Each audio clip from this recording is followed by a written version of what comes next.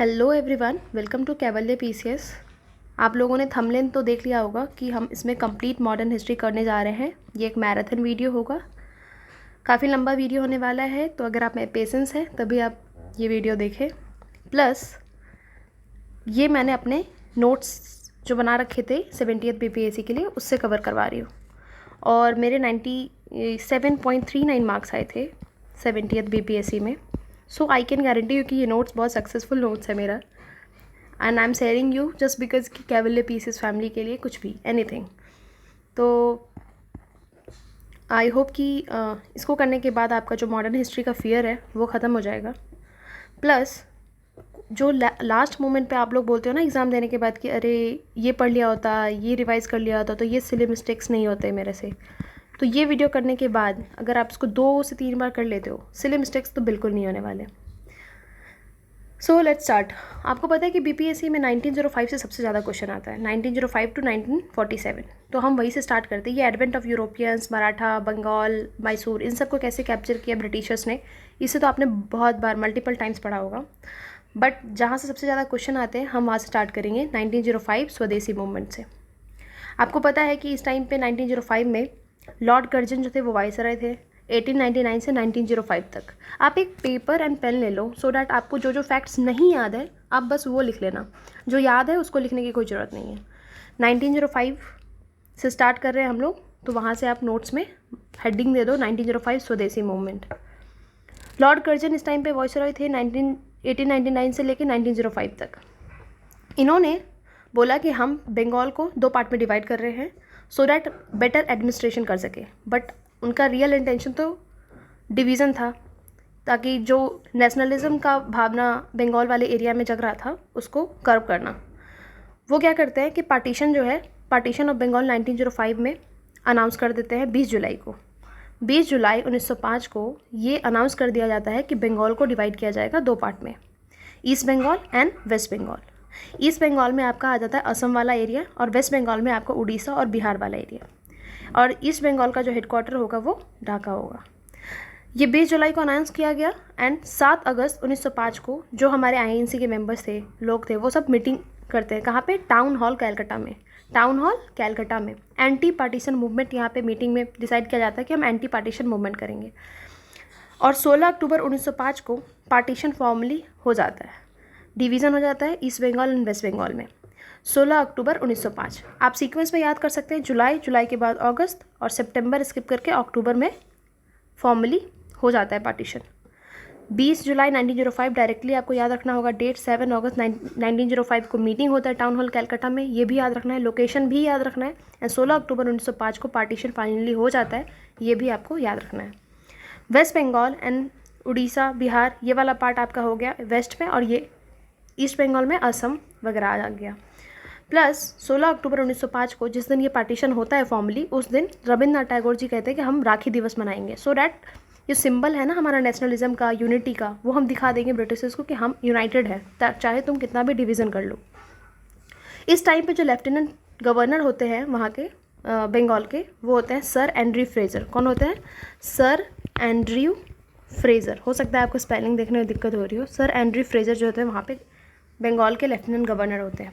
इस टाइम पे कृष्ण कुमार मित्र जी जो है वो काफ़ी एक्टिव होते हैं। उन्होंने एक किताब लिखी संजीवनी, जिसमें वो स्वदेशी और एंटी पार्टीशन मूवमेंट के बारे में लिखा था।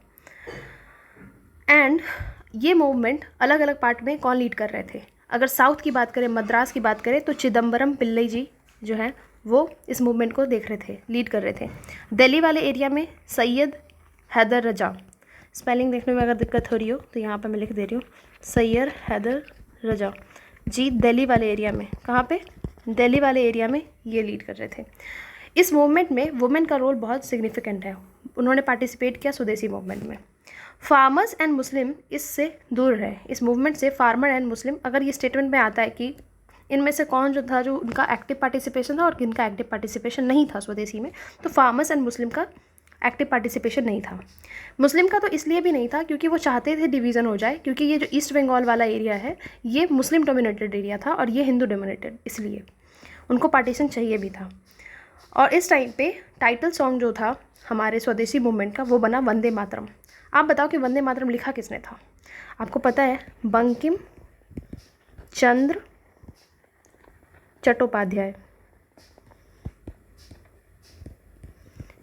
ने लिखा है ये। इनका एक नॉवेल है आनंद मठ, उसी का पार्ट था ये, आनंद मठ का पार्ट था ये वंदे मातरम, उनके नॉवेल। तो ये वंदे मातरम जो है वो टाइटल सॉन्ग बन जाता है। एक ब्रिटिश जर्नलिस्ट थे H.W. नेविंसन, उन्होंने इस स्वदेशी मूवमेंट को कवर किया किसमें? The new spirit in India करके एक बुक लिखी उन्होंने। ब्रिटिश जर्नलिस्ट है, कहाँ के जर्नलिस्ट है? ब्रिटिश के। क्या नाम है? H.W. नेविंसन। क्या नाम है? H.W.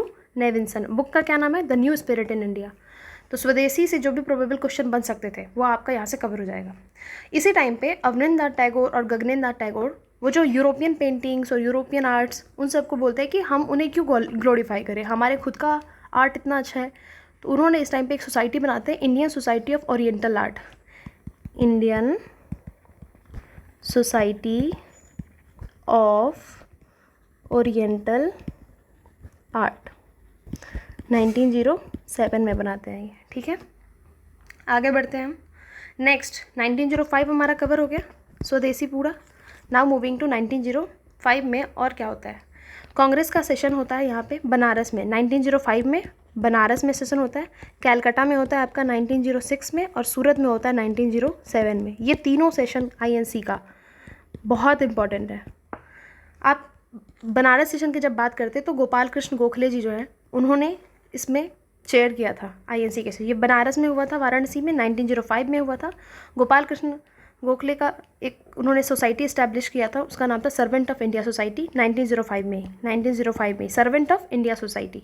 देखो मैं ये रिवीजन करवा रही हूँ, एंड मोमेंट पे जो सिली मिस्टेक्स होते हैं वो नहीं होंगे, और रिवीजन पूरा कंप्लीट आपका हो जाएगा मॉडर्न हिस्ट्री का। अगर आप ये सोच रहे हो कि ये वेल डिज़ाइंड, एकदम फॉर्मेटेड, वेल डेकोरेटेड नोट से पढ़ाए, तो ये पॉसिबल नहीं है। इतना सारा कंटेंट मैं नहीं डाल सकती सजा के डेकोरेट करके। ये उन बच्चों के लिए जिनको एग्ज़ाम क्वालिफाई करना है, उनको नोट्स नहीं डेकोरेटेड चाहिए। अब बात करते हैं 1906 का सेशन, जो दादा भाई नारोजी करते हैं, चेयर करते हैं। इसमें 4 गोल को अडॉप्ट किया गया था। क्या था वो 4 गोल? पहला गोल था सेल्फ रूल, हमें खुद से रूल करना है अपनी कंट्री को। दूसरा गोल था स्वदेशी, हम अपने देश में निर्मित चीज़ों का प्रेफरेंस देंगे रैदर देन जो यूरोपियन बना के यहाँ पे ला रहे हैं। और बाइकआउट करेंगे हम यूरोपियन गुड्स का, है ना, ब्रिटिश गुड्स का हम बाइकआउट करेंगे। एंड नेशनल एजुकेशन को प्रमोट करेंगे वेस्टर्न एजुकेशन के जगह पे। सेल्फ रूल पहला गोल था, स्वदेशी दूसरा गोल था, बाइकआउट तीसरा, एंड नेशनल एजुकेशन चौथा। 4 गोल को 1906 दादा भाई नवरोजी का जो सेशन था, कैलकाटा सेशन INC का, उसमें अडॉप्ट किया गया। Okay, 1905 clear. Gopal Krishna Gokhale chair किए थे, बनारस सेशन था। 1906 दादा भाई नारोजी ने किया था। 4 गोल यहाँ पे अडॉप्ट किए गए थे, राइट। दादा भाई नारोजी के बारे में थोड़ा सा देख लेते हैं। इनको grand old man of India कहा जाता है, grand old man of India. दादा भाई नारोजी के बारे में और क्या क्या हमें जानना चाहिए, क्योंकि इनके बारे में जितना पढ़े कमी है, फिर भी हम थोड़ा बहुत जान लेते हैं। ब्रिटिश पार्लियामेंट में इन्होंने 1892 में लिबरल पार्टी से जीता था, 1892 में लिबरल पार्टी, ठीक है। ब्रिटिश पार्लियामेंट के मेंबर बनते 1892 में। इन्होंने INC के टोटल 3 सेशंस चेयर किए थे, 1886 का, दूसरा 1893, तीसरा 1906। 86, 1893, 1906। 1906 अभी हमने पढ़ा, जिसमें 4 गोल हमने अडॉप्ट किया था।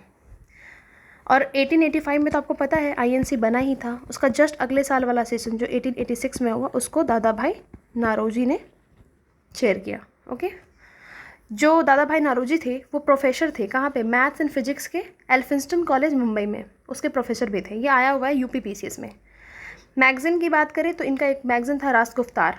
क्या मैगज़ीन था? रास्त गुफ्तार। अगर आ जाएगा ऐसे मैच द फॉलोइंग में रास्त गुफ्तार और इधर मैच करना होता है तो आप बोलोगे कि भाई किसने लिखा था, कन्फ्यूज़न। रास्त गुफ्तार दादा भाई नारोजी ने।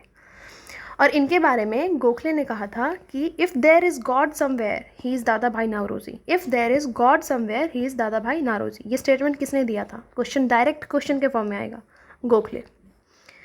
गोपाल कृष्ण गोखले ने दादा भाई नारोजी के बारे में कहा था कि if there is God somewhere he is Dadabhai Naoroji. तो ये स्टेटमेंट आपको याद रहेगा।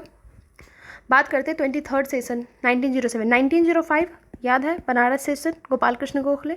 1906 याद है Dadabhai Naoroji Calcutta. Now moving to 1907 Surat split से आपको ये ईयर याद रहता है। ये 23rd सेशन था। कौन से नंबर का सेशन था ये? 23rd। इसको किसने प्रिसाइड किया था? क्योंकि उस टाइम पे मॉडरेट्स और एक्सट्रीमिस्ट के बीच में काफ़ी टेंशन चल रहा था। और एक्सट्रीमिस्ट चाहते थे कि उनके मतलब उनके जो मेंबर हैं वो बने, चेयर करें आईएनसी को, और मॉडरेट्स चाहते थे कि उनके मेंबर। बट इस टाइम पे रास बिहारी घोष जी इसको चेयर करते हैं। एंड पता ही है कि इसी सेशन में मॉडरेट्स और एक्सट्रीमिस्ट के बीच में दरार यानी कि सेपरेशन हो जाता है, स्प्लिट हो जाता है कांग्रेस में। सूरत स्प्लिट बोलते हैं इसको, 1907। इसके बाद आपको पता है कि ये ईयर अगर आप 1907 याद कर रहे हो तो साथ में 1916 याद कर लो कि ये लोग रीयूनाइट कब हुए थे। ये लोग रीयूनाइट हुए थे लखनऊ आईएनसी सेशन जो हुआ था लखनऊ में, उसमें। उसको चेयर किसने किया था? अंबिका चरण मजुमदार जी ने इसको चेयर किया था। 1907 का जो सेशन था उसको रास बिहारी घोष जी ने चेयर किया था। एंड ये लोग यहाँ पे सेपरेशन हो गया था किसके बीच में? Separation between extremist and moderates. ठीक है, सेपरेशन, ऐसा साइन अच्छा लग रहा है। एंड इसके बाद जस्ट 1916 में ये लोग रीयूनाइट होते हैं लखनऊ आईएनसी से, जहाँ पे राजकुमार शुक्ला जी आते हैं, आपको पता होगा, चंपारण के सारी प्रॉब्लम सुनाते हैं। गांधी जी भी इस सेशन में होते हैं, उन्हीं को सुनाया जाता है पूरा।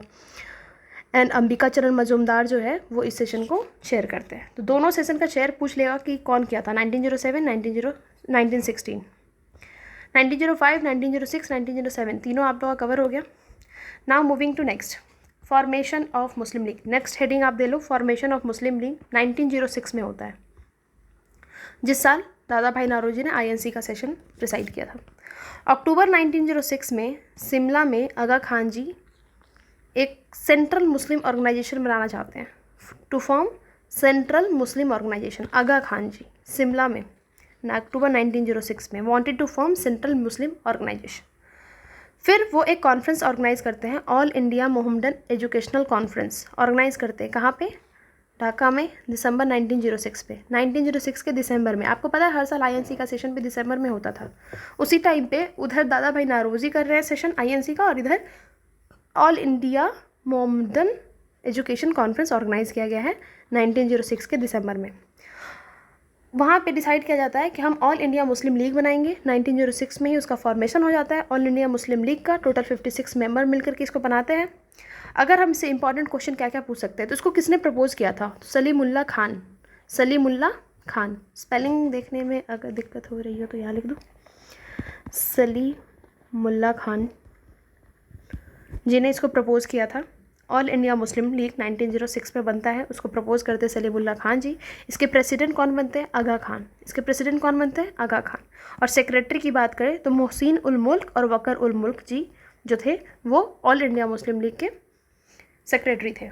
नाम याद रहेगा, ये सारा PYQ है, every line is a PYQ। इतना इंपॉर्टेंट ये PDF है। अगर डेकोरेशन पे जाना है तो आप कोई और वीडियो देख लो, you can quit this video. ठीक है, 1907 की बात करते हैं। ऑल इंडिया मुस्लिम लीग का पहला सेशन होता है कराची में होता है। 1906 में तो ये बना ही है, और 1907 में इन्होंने अपना पहला सेशन रखा। कहाँ पे रखा? कराची में। और दूसरा 1908 का ऑल इंडिया मुस्लिम लीग का सेशन कहाँ होता है? अमृतसर में। ठीक है, ये 2 सेशन ही मुस्लिम लीग का याद रखना है आपको, एक 1907 का कराची सेशन, एक 1908 का अमृतसर सेशन। नाउ ये जो मुस्लिम लीग होती है वो डिमांड करते हैं सेपरेट इलेक्टोरेट, और आपको पता है 1906 में ये बना है और डिमांड किया सेपरेट इलेक्टोरेट। और 1909 में मॉर्ले मिंटो रिफॉर्म्स आता है और वहाँ पे इनको सेपरेट इलेक्टोरेट भी दे दिया जाता है। मॉर्ले मिंटो रिफॉर्म में मॉर्ले क्या होते हैं? SOS, मिंटो वाइसरॉय है। मॉर्ले क्या है? SOS secretary of state, Minto क्या है? वाइसरॉय। आगे जो नाम होता है वो SOS का होता है, दूसरे जो नाम होता है वो वाइसरॉय का होता है। तो मॉर्ले मिंटो रिफॉर्म्स 1909 जो आता है वो सेपरेट इलेक्टोरेट दे देता है किसको? मुस्लिम्स को।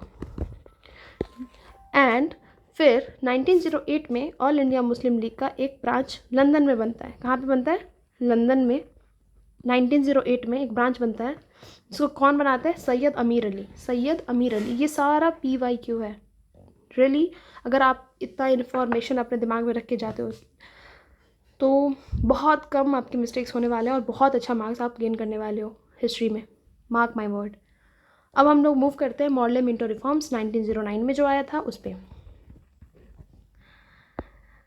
1899 से 1905 तक कर्जन था, और कर्जन ने पूरा पार्टीशन कर दिया बंगाल का, ये पता है। इनको लॉर्ड कर्जन को रिप्लेस करता है लॉर्ड मिंटो। ठीक है, और इंडियन काउंसिल एक्ट तो पढ़ लिया हमने, सेपरेट इलेक्टोरेट मुस्लिम को दे दिया गया, ये भी पढ़ लिया हमने। राजेंद्र प्रसाद जी जो है वो मिंटो को as a father of Pakistan consider करते हैं। फादर ऑफ पाकिस्तान किसे कहा जाता है? लॉर्ड मिंटो को। किसको कहा जाता है? लॉर्ड मिंटो को।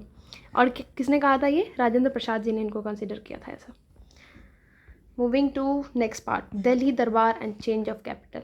आपने 1905 पढ़ लिया, 1906 पढ़ लिया, दादा भाई नारोजी वाला सेशन, 1907 सूरत स्प्लिट पढ़ लिया आपने 1906 में देख लिया कि ऑल इंडिया मुस्लिम लीग बनता है, सलीमुल्लाह खान इसको प्रपोज करते हैं, उसके प्रेसिडेंट बनते हैं आगा खान, सेक्रेटरी होते हैं मोहसिन उल मुल्क बकर उल मुल्क, ठीक है।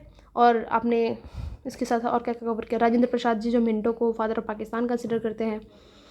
एंड सेपरेट इलेक्टोरेट कौन से उसमें दिया गया था? तो 1909 में सेपरेट इलेक्टोरेट दिया गया था। ये सब हमने देख लिया। अब मूविंग टू 1911, 12 दिसंबर 1911 को दिल्ली दरबार लगाया जाता है, जिसमें किनके लिए दिल्ली दरबार लगाया जाता है? ये तो किंग जॉर्ज 5। कौन आता है? किंग जॉर्ज 5 और क्वीन मैरी। और कौन आते हैं? क्वीन मैरी आती है। उन्हीं के लिए दिल्ली दरबार लगाया जाता है 1911 में। 1911 में हार्डिंग होते हैं वाइसरॉय। कौन होता है? हार्डिंग है। 12 दिसंबर 1911 को ये लगाया जाता है। और इसमें सबसे दो चीज़ें बहुत इंपॉर्टेंट होती है। एक तो कि जो पार्टीशन ऑफ बंगाल था उसको एनल कर दिया जाता है, पार्टीशन ऑफ बंगाल एनल्ड, ठीक है। सेकेंडली जो कैपिटल था अपना उसको जो है वो ट्रांसफ़र कर दिया जाता है। कहाँ से कहाँ? कैलकटा से पहले कैपिटल उसको दिल्ली कर दिया जाता है। कैलकटा से दिल्ली कर दिया जाता है कैपिटल।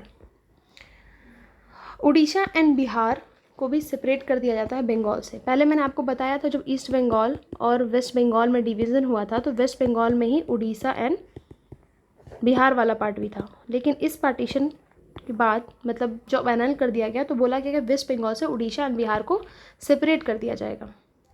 दिल्ली लाहौर कॉन्स्पिरेसी इसी टाइम में होता है 1912 में। हार्डिंग को ऊपर मतलब हार्डिंग के हार्म तो नहीं होता, उसको कुछ बॉम्ब फेंका जाता है हार्डिंग को मारने के लिए, लेकिन उनको कुछ हार्म नहीं होता है। और इस कॉन्स्पिरेसी का नाम होता है दिल्ली लाहौर कॉन्स्पिरेसी 1912 में। बिहार एक सेपरेट स्टेट बन जाता है 1912 में। ये हर बार क्वेश्चन आता है कि बिहार एक सेपरेट स्टेट कब बना बंगाल से अलग होकर के? तो 1912 में। कब बना? 1912 में। याद रहेगा पक्का।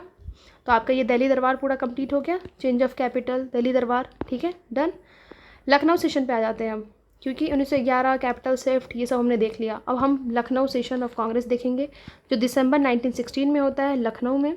यहाँ पे लखनऊ पैक्ट साइन किया जाता है और हिंदू मुस्लिम यूनिटी होती है। इनकी यूनिटी कब से कब तक चलती है? 1916 में ये यूनाइट होते हैं और ये चलता है आपका 1922 तक। इनकी यूनिटी चलती है, हिंदू मुस्लिम यूनिटी।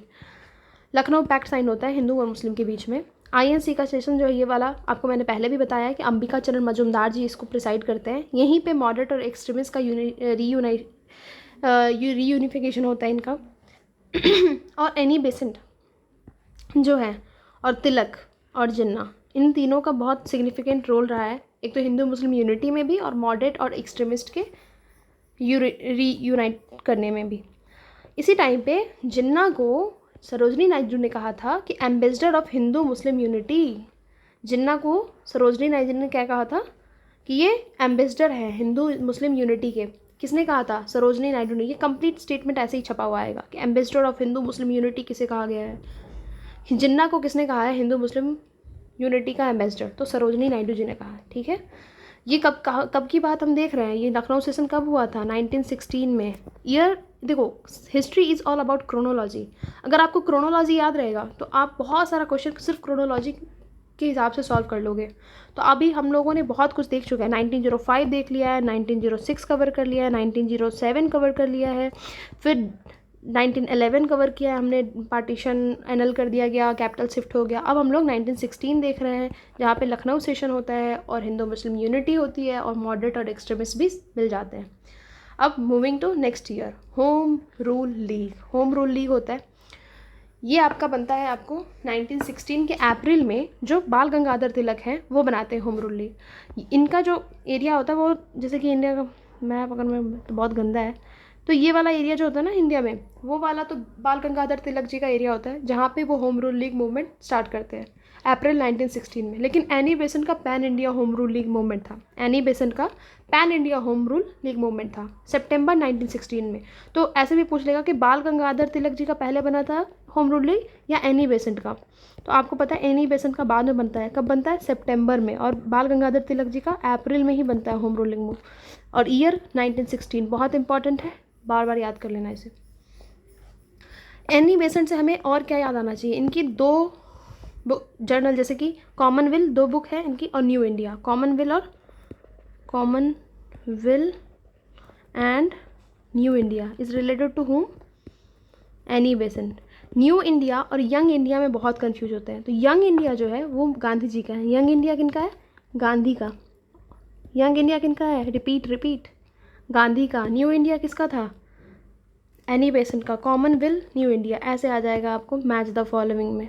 फिर आप हो जाओगे कंफ्यूज, फिर आप बोलोगे कि मैम ने पढ़ाया नहीं था। बट फिर मैं आपको ये वीडियो का स्क्रीनशॉट डालूंगी ग्रुप में कि देखो मैंने तो पढ़ाया था, आप ही हो जो ध्यान से नहीं पढ़ते। बेटर है कि आप अभी ध्यान दे लो। Annie Besant secretary of home rule league. देखो तिलक के जो होम रूल लीग था उसके प्रेसिडेंट जो थे, यहाँ पे कट हो गया है बट कोई बात नहीं, हम सेक्रेटरी NC केलकर जी थे।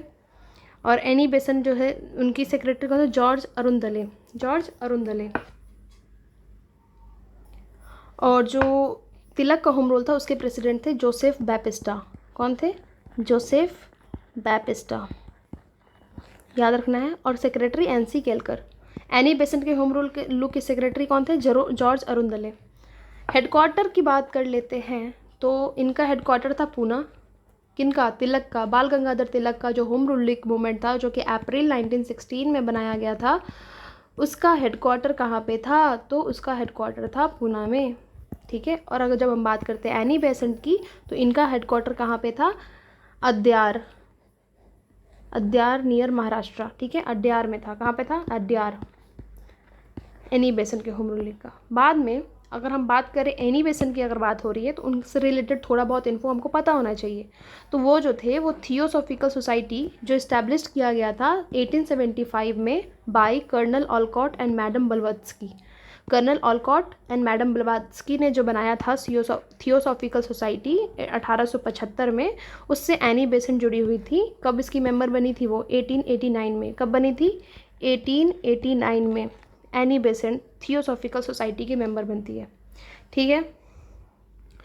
और सुब्रमण्यम अय्यर जी के नाम याद रखो, वो एनी बेसेंट के होम रूल लीग मूवमेंट से जुड़े हुए थे। सुब्रमण्यम अय्यर।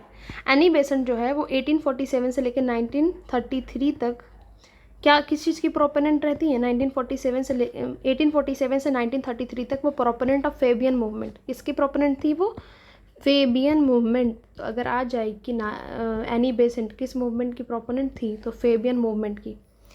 और एनी बेसेंट से सबसे इम्पॉर्टेंट फैक्ट बार बार PYQ में जो आता है कि first women president of INC कौन बनी थी? First women president of INC none other than Annie Besant. अगर बात किया जाए सिर्फ वुमेन, फर्स्ट वुमेन प्रेसिडेंट की, तो और अगर बात करा जाए कि इंडियन वुमेन कौन थी, तो आप लगाओगे इंडियन वुमेन जिन्होंने INC को चेयर किया था, तब आप लगाओगे सरोजनी नायडू, ठीक है। और ये कौन सा सेशन चेयर की थी? जो 1917 का सेशन हुआ था ना वो, क्योंकि 1916 में हमने पढ़ लिया लखनऊ वाला, जो अंबिका चरण मजुमदार जी जो करते हैं, जिसमें हिंदू मुस्लिम यूनिटी होती है, जिसमें मॉडरेट और एक्सट्रीमिस्ट मिल जाते हैं, तो वो वाला तो अंबिका चरण मजुमदार ने किया था। लेकिन जस्ट उसके अगले साल वाला जो था वो किसने किया था? वो किया था आपको एनी बेसेंट जी ने प्रिसाइड किया था, 1917 वाला सेशन। नेक्स्ट अप्रैल 1920 आ गया है। हम लोग कहाँ पहुँच चुके हैं? 1916 से 1920 पे। बीच में बहुत सारी चीज़ें हैं, आगे हम पढ़ेंगे, जैसे रॉलेट एक्ट आता है, ठीक है, जलियांवाला बाग आता है, ये सब ने पढ़ा, अभी पढ़ेंगे। बट हम अभी एक क्रोनोलॉजी में पढ़ रहे हैं। अगर एनी बेसेंट पढ़ रहे हैं, होम रूल लीग पढ़ रहे हैं, तो उसके जस्ट नेक्स्ट हम पढ़ेंगे 1920। All India home rule movement का जो नाम था, गांधी जी ने, देखो पहले all India home rule league movement के इलेक्ट किया जाता है प्रेसिडेंट किसे? गांधी जी को। और गांधी जी इसका नाम ही चेंज कर देते हैं, all India home rule movement का नाम चेंज करके वो क्या रख देते हैं? स्वराज्य सभा। क्या नाम रख देते हैं? स्वराज्य सभा। तो होम रूल लीग मूवमेंट का नाम गांधी जी ने क्या रख दिया? स्वराज्य सभा। स्वराज्य सभा क्या नाम रख दिया? स्वराज्य सभा। ये आ सकता है क्वेश्चन, किसने चेंज किया था नाम? गांधी जी ने। Now moving to the life of Gandhi. Gandhi ji 1892 में गए थे साउथ अफ्रीका। 21 ईयर वहाँ पे उन्होंने स्पेंड किया अपनी लाइफ का। ठीक है, इनका जन्म जो पोरबंदर गुजरात में हुआ था 1869 में हुआ था, ये याद रखो। ठीक है, ये वहाँ पे जाते हैं गांधी जी, एक गुजराती मर्चेंट का केस हैंडल करने जाते हैं वहाँ पे, और फिर वो वहाँ पे 21 ईयर्स रहते हैं। वहाँ पे जो डिस्क्रिमिनेशन हो रहा था, जो गिरमिटिया लेबर्स थे, इंडेंचर्ड लेबर, उनके साथ उनके राइट्स को प्रोटेक्ट करने के लिए टॉलस्टॉय फार्म बनाते हैं साउथ अफ्रीका में। नेटल इंडिया कांग्रेस बनाते हैं 1894 में। 1894 ईयर पूछ सकते हैं कि नेटल इंडिया कांग्रेस कौन सी ईयर में बनाया गया था? 1894 में। ठीक है, इनका साउथ अफ्रीका में जो न्यूज़पेपर आता था इंडियन ओपिनियन, तो इंडियन ओपिनियन न्यूज़पेपर किसका है? ये क्वेश्चन बन सकता है, आपको पता होना चाहिए कि इंडियन ओपिनियन जो है वो गांधी जी का था। साउथ अफ्रीका में ये न्यूज़पेपर आता था और ये 4 लैंग्वेज में आता था बेसिकली। ये भी एक PYQ है, इंग्लिश, गुजराती, हिंदी, तमिल। इंग्लिश, गुजराती, हिंदी, तमिल, इन 4 लैंग्वेज में क्या आता था? Indian opinion. क्या आता था? Indian opinion. ये कहाँ पे आता था? ये आता था आपका साउथ अफ्रीका में, ये न्यूज़पेपर। ठीक है,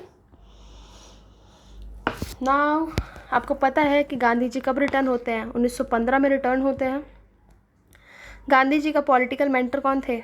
गोपाल कृष्ण गोखले। वही गोपाल कृष्ण गोखले जिन्होंने 1905 का सेशन प्रिसाइड किया था, वही जिन्होंने सर्वेंट ऑफ इंडिया सोसाइटी बनाया था।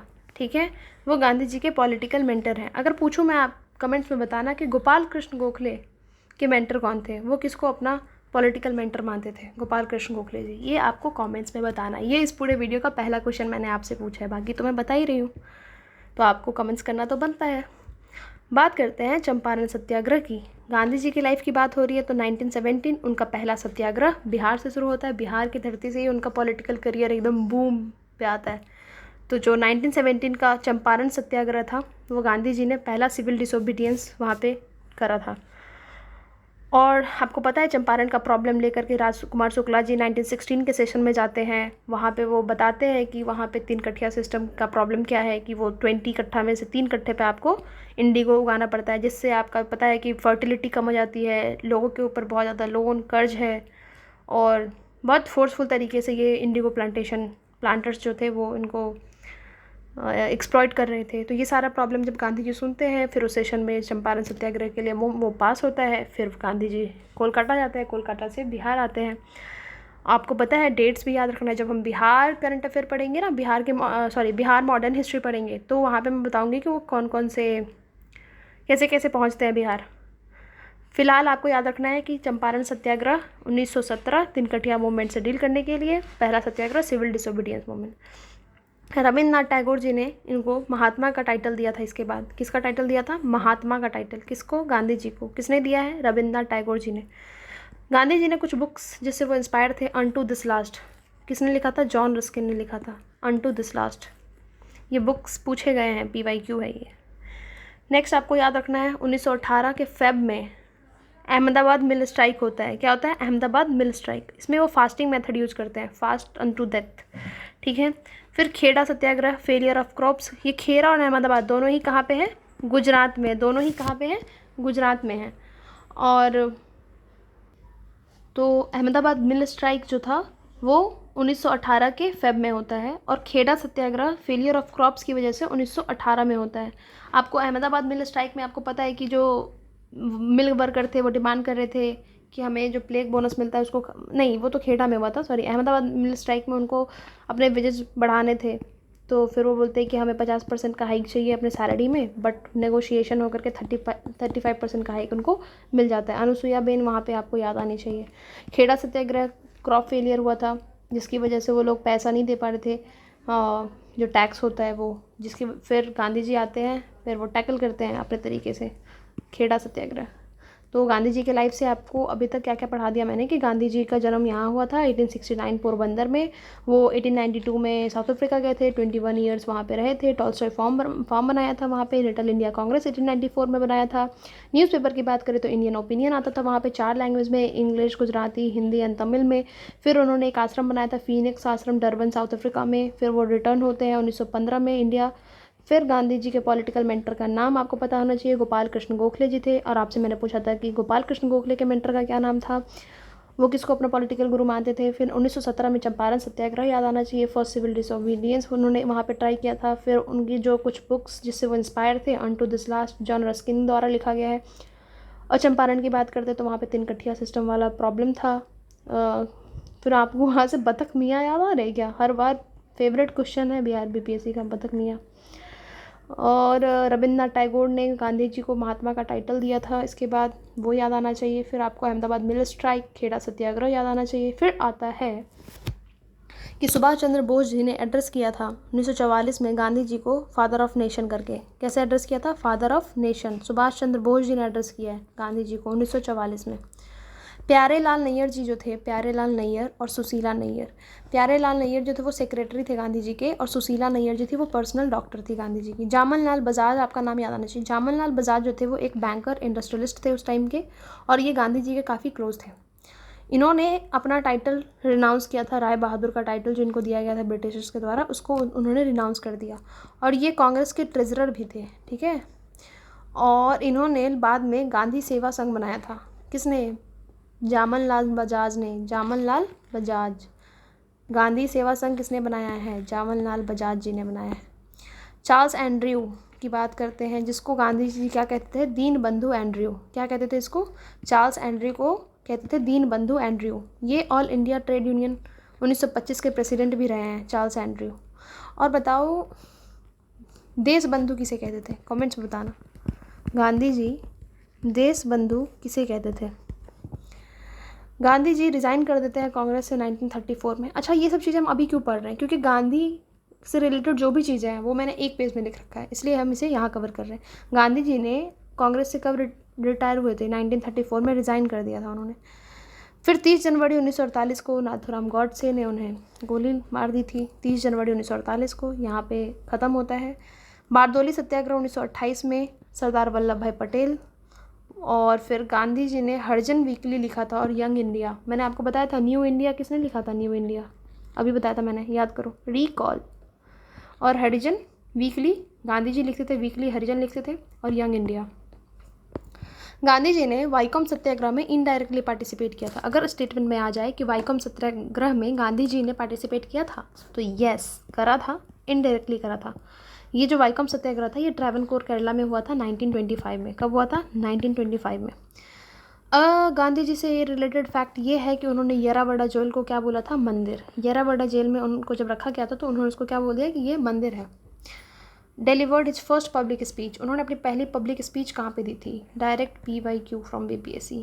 वाराणसी यूनिवर्सिटी, बनारस यूनिवर्सिटी में, बनारस यूनिवर्सिटी जो है वहाँ पे उन्होंने 1916 में सबसे पहला फर्स्ट पब्लिक स्पीच दिया था उन्होंने। नेक्स्ट है डेंग, पीजेंट्स मूवमेंट एंड किसान सभा। पीजेंट मूवमेंट एंड किसान सभा नेक्स्ट हेडिंग है आपका। तो उत्तर प्रदेश किसान सभा 1918 में बनाते हैं इंदिरा नारायण द्विवेदी, गौरी शंकर मिश्रा एंड मदन मोहन मालवीय। 3 लोग मिलके उत्तर प्रदेश किसान सभा बनाते हैं। उत्तर प्रदेश किसान सभा 1918 में कौन कौन, नाम याद रखना है, इंदिरा नारायण द्विवेदी, गौरी शंकर मिश्रा, मदन मोहन मालवीय। इस वीडियो को आप 1.5x पे भी देख सकते हो। अगर आपको ये सारे फैक्ट्स या रिवाइज्ड हैं और स्लो वीडियो देखना पसंद नहीं है तो आप इसे 1.25 पे कर लो या 1.5 पे कर लो। It will be easier for you to revise. और पहली बार में मैं बोलूँगी कि आप नॉर्मल स्पीड पे देखो, सेकंड टाइम में आप स्पीड बढ़ा कर देखो, लेकिन देख कर जाओ, कंप्लीट वीडियो देखो। आई गारंटी यू कि सारा फियर ख़त्म हो जाएगा मॉडर्न हिस्ट्री का। नाई धोबी बंद 1919 में सोशल बाइकआउट मूवमेंट था। ये किसके अगेंस्ट था, ये एक्सप्लॉइटिंग लैंडलॉर्ड्स के अगेंस्ट था। जो लैंडलॉर्ड्स एक्सप्लॉइट करते थे फार्मर्स को, लोगों को, उनके खिलाफ, उनको बाइकआउट करने के लिए नाई धोबी बंद बनाया जाता है। और 1919 में बनाया जाता है प्रतापगढ़ डिस्ट्रिक्ट अवध में। कहाँ पे, प्रतापगढ़ डिस्ट्रिक्ट अवध में। अगर आप बोलोगे तो मैं ये PDF कैवल्य पीसीएस के टेलीग्राम चैनल पे शेयर कर दूँगी, अगर आप वोट करोगे तो, कमेंट्स करोगे तो। अगर हम बात करें लीडर्स, झिंगुरी सिंह एंड दुर्गापाल सिंह थे, किसके? नाई धोबी बैंड के, झिंगुरी सिंह एंड दुर्गापाल सिंह। बाद में बाबा रामचंद्र की एंट्री होती है। बाबा रामचंद्र कहाँ से हैं? महाराष्ट्र से हैं, लेकिन उन्होंने most of the time UP में स्पेंड किया था। बाबा रामचंद्र ये एक पीजन लीडर इमर्ज होते हैं यहाँ पे, और वो एक किसान सभा बनाते हैं, अवध किसान सभा। बाबा रामचंद्र बनाते हैं अवध किसान सभा। ये थे महाराष्ट्र के, but most of the time इनका कहाँ स्पेंड हुआ? यूपी में। 1920 में ये क्या बनाते हैं? अवध किसान सभा बनाते हैं बाबा रामचंद्र। फिर किसान सभा बिहार में कब बना था और किसने बनाया था? सहजानंद सरस्वती ने 1930 या 31 में बनाया था उन्होंने। आप कमेंट्स बताना 1930 में या 31 में बनाया था बिहार किसान सभा? सहजानंद सरस्वती जी। क्या आपको विद्यानंद याद आ रहे हैं? पीजेंस लीडर, वो कौन किस टाइम पे एक्टिव थे वो कमेंट्स में बताना। 1936 में ऑल इंडिया किसान कांग्रेस बनता है, ठीक है। ऑल इंडिया किसान सभा के प्रेसिडेंट कौन होते हैं? Sahajanand Saraswati, very obvious.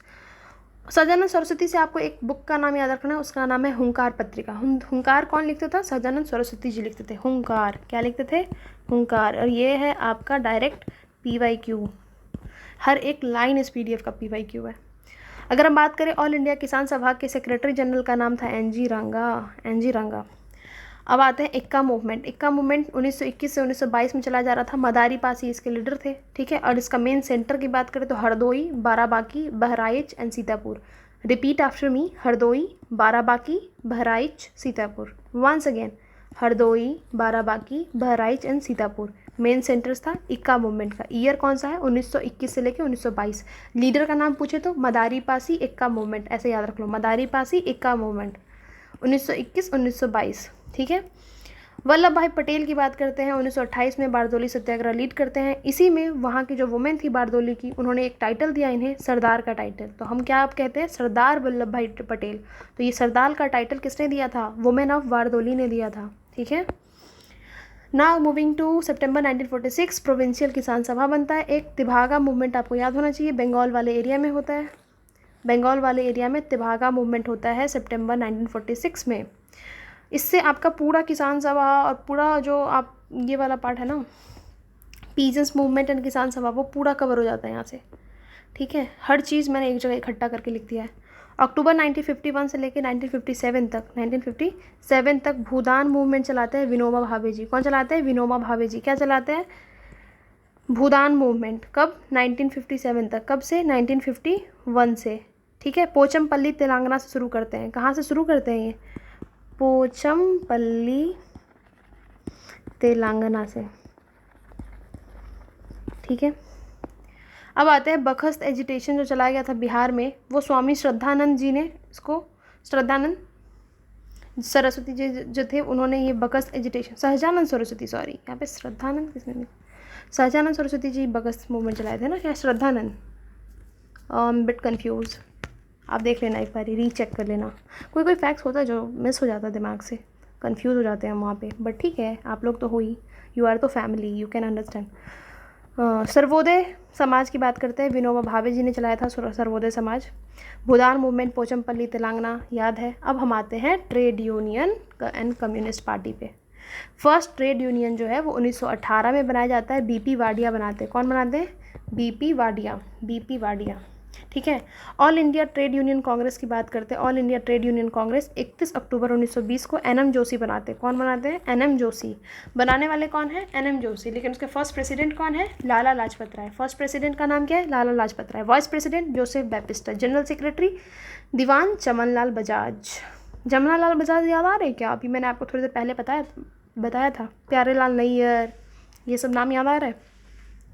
International labour union जो है वो 1919 में ही बनता है। आपको ये याद रखना है सबसे ज़्यादा फैक्ट कि all India trade union Congress कब बनाया था? 1920 में बना था। उस बनाने वाले कौन थे? NM जोशी। प्रेसिडेंट कौन थे? लाला लाजपत राय। वाइस प्रेसिडेंट कौन थे? Joseph Baptista. General secretary Diwan Chamanlal Bajaj, ठीक है। All India trade union Congress जो है 1929 वाला, उसको जवाहरलाल नेहरू जी ने प्रेसिडेंट थे उस time. All India trade union Congress 1929, Jawaharlal Nehru, याद रखना है। फर्स्ट मेंबर जो थे कम्युनिस्ट पार्टी के, जो मेंबर बने थे इंटरनेशनल कम्युनिस्ट पार्टी के, वो MN रॉय थे। MN रॉय, याद रखना ये नाम बहुत इंपॉर्टेंट है। कम्युनिस्ट पार्टी को ज्वाइन किया था इन्होंने, फर्स्ट मेंबर थे ये। रेडिकल डेमोक्रेटिक पार्टी 1940 में था, उसके फाउंडर कौन है? 1940 में MN रॉय जी हैं। रेडिकल पूरी मतलब पार्टी का नाम ही है radical democratic party, 1940, M N Roy. और रिवोल्यूशनरी कम्युनिस्ट पार्टी जो था वो सोमेंद्र नाथ टैगोर जी ने बनाया था। इसको स्किप कर सकते हो, वैसे भी ये यूपी का PYQ है। कानपुर कॉन्स्पिरेसी आपको याद आना चाहिए 1924 से, was against the leader of communist movement. जो कम्युनिस्ट मूवमेंट के लीडर थे उनके अगेंस्ट क्या किया गया था, कानपुर कॉन्स्पिरेसी किया गया था 1924। मेरठ कॉन्स्पिरेसी जो है वो world wide attention publicity gain किया था। रिवोल्यूशनरी फेज ट्रेड यूनियन का 1926 से लेकर 1939 तक चलता है। मैंने आपको बोला था कि जो 1916 से लेकर के 1916 से लेकर के 1920 के बीच में और भी इवेंट्स हम पढ़ेंगे बट आगे चल के, तो वही आ चुका है अब, रॉलेट एक्ट और जलियांवाला बाग मैसेकर 1919 में हुआ था। आपको पता है रॉलेट एक्ट को ब्लैक एक्ट कहा जाता है क्योंकि वो था ही ऐसा एक्ट जिसको ब्लैक एक्ट कहना बिल्कुल जस्टिफाइड है। जस्टिस सिडनी रॉलेट 1917 में एक कमेटी बनती है, वो कौन होते हैं प्रेसिडेंट, 1917 में जस्टिस सिडनी रॉलेट, और वो एक इफेक्टिव प्लान बनाते हैं to suppress the increasing revolutionary activities. तो इंडिया में जो रिवोल्यूशनरी एक्टिविटीज़ हो रही थी उसको सप्रेस करने के लिए जस्टिस सिडनी रॉलेट जो एक कमेटी के हेड होते हैं वो एक प्लान बनाते हैं इसको कैसे सप्रेस किया जाए। तो उनका प्लान ये होता है कि हम एक एक्ट पास कर देते हैं जिससे हम किसी को भी किसी भी वक्त डिटेन कर सकते हैं without any ongoing trial against them ना। इसी में एक फेमस वो किया गया था, नो अपील, नो वकील एंड नो दलील। ये नारा इसी टाइम का है, ठीक है। नो अपील, नो वकील एंड नो दलील कब दिया गया था, रॉलेट एक्ट के टाइम में। कब आया था रॉलेट एक्ट, 1919 में, ठीक है, मार्च में। शॉर्ट वाला डेट भी पूछ लेते हैं वहाँ पे, ठीक है। और इस टाइम पे अगर बात करूँ 1919 में कौन थे वाइसरॉय, तो चेम्सफोर्ड थे। और 1919 में मॉन्टेग चेम्सफोर्ड रिफॉर्म भी आता है, आपको याद होगा। तो रॉलेट एक्ट एक बहुत ड्रैकोनियन एक्ट था, उसके खिलाफ गांधी जी एक सत्याग्रह लॉन्च करते हैं, रॉलेट सत्याग्रह, ठीक है। 13 अप्रैल 1919 को क्या किया जाता है कि सैफुद्दीन किचलू और डॉक्टर सत्यपाल को अरेस्ट कर लिया जाता है। 13 अप्रैल 1919 को एक प्रोटेस्ट के दौरान दो popular reader doctor Saifuddin Kitchlew और डॉक्टर सत्यपाल जी को अरेस्ट कर लिया जाता है। फिर उसके अगेंस्ट में सारे लोग इकट्ठा होते हैं बैसाखी वाले दिन, और कहाँ पे इकट्ठा होते हैं, जलियांवाला बाग में। फिर वहाँ पे डायर ऑर्डर कर देता है ओपन फायरिंग का ऑन दोज पीपल, और उसमें लगभग 1300 प्लस लोग जो है वो घायल हो जाते हैं। और मतलब ऐसा ऑफिशियल डेटा है कि 379 लोगों की डेथ होती है, बट रियलिटी ये है कि 1000 प्लस लोगों की डेथ भी हो जाती है उसमें। इसी टाइम पे रविंद्रनाथ टैगोर जी जो हैं वो अपना नाइटहुड रिनाउंस कर देते हैं, वापस कर देते हैं नाइटहुड। हंटर कमीशन बनाया जाता है उस टाइम पे टू इन्वेस्टिगेट, टू इंक्वायर कि डायर ने जो किया था वो जस्टिफाइड था या किस हालात में किया था, ठीक है। इस हंटर कमीशन के कुछ मेंबर का नाम याद रखते हैं, CH सेतलवाद, जगत नारायण, सुल्तान अहमद खान। हालांकि ये ना भी याद हो तो कुछ ज़्यादा फ़र्क नहीं पड़ता, बट एक बार कम से कम रहेगा तो एलिमिनेट करने में बहुत हेल्प होगा।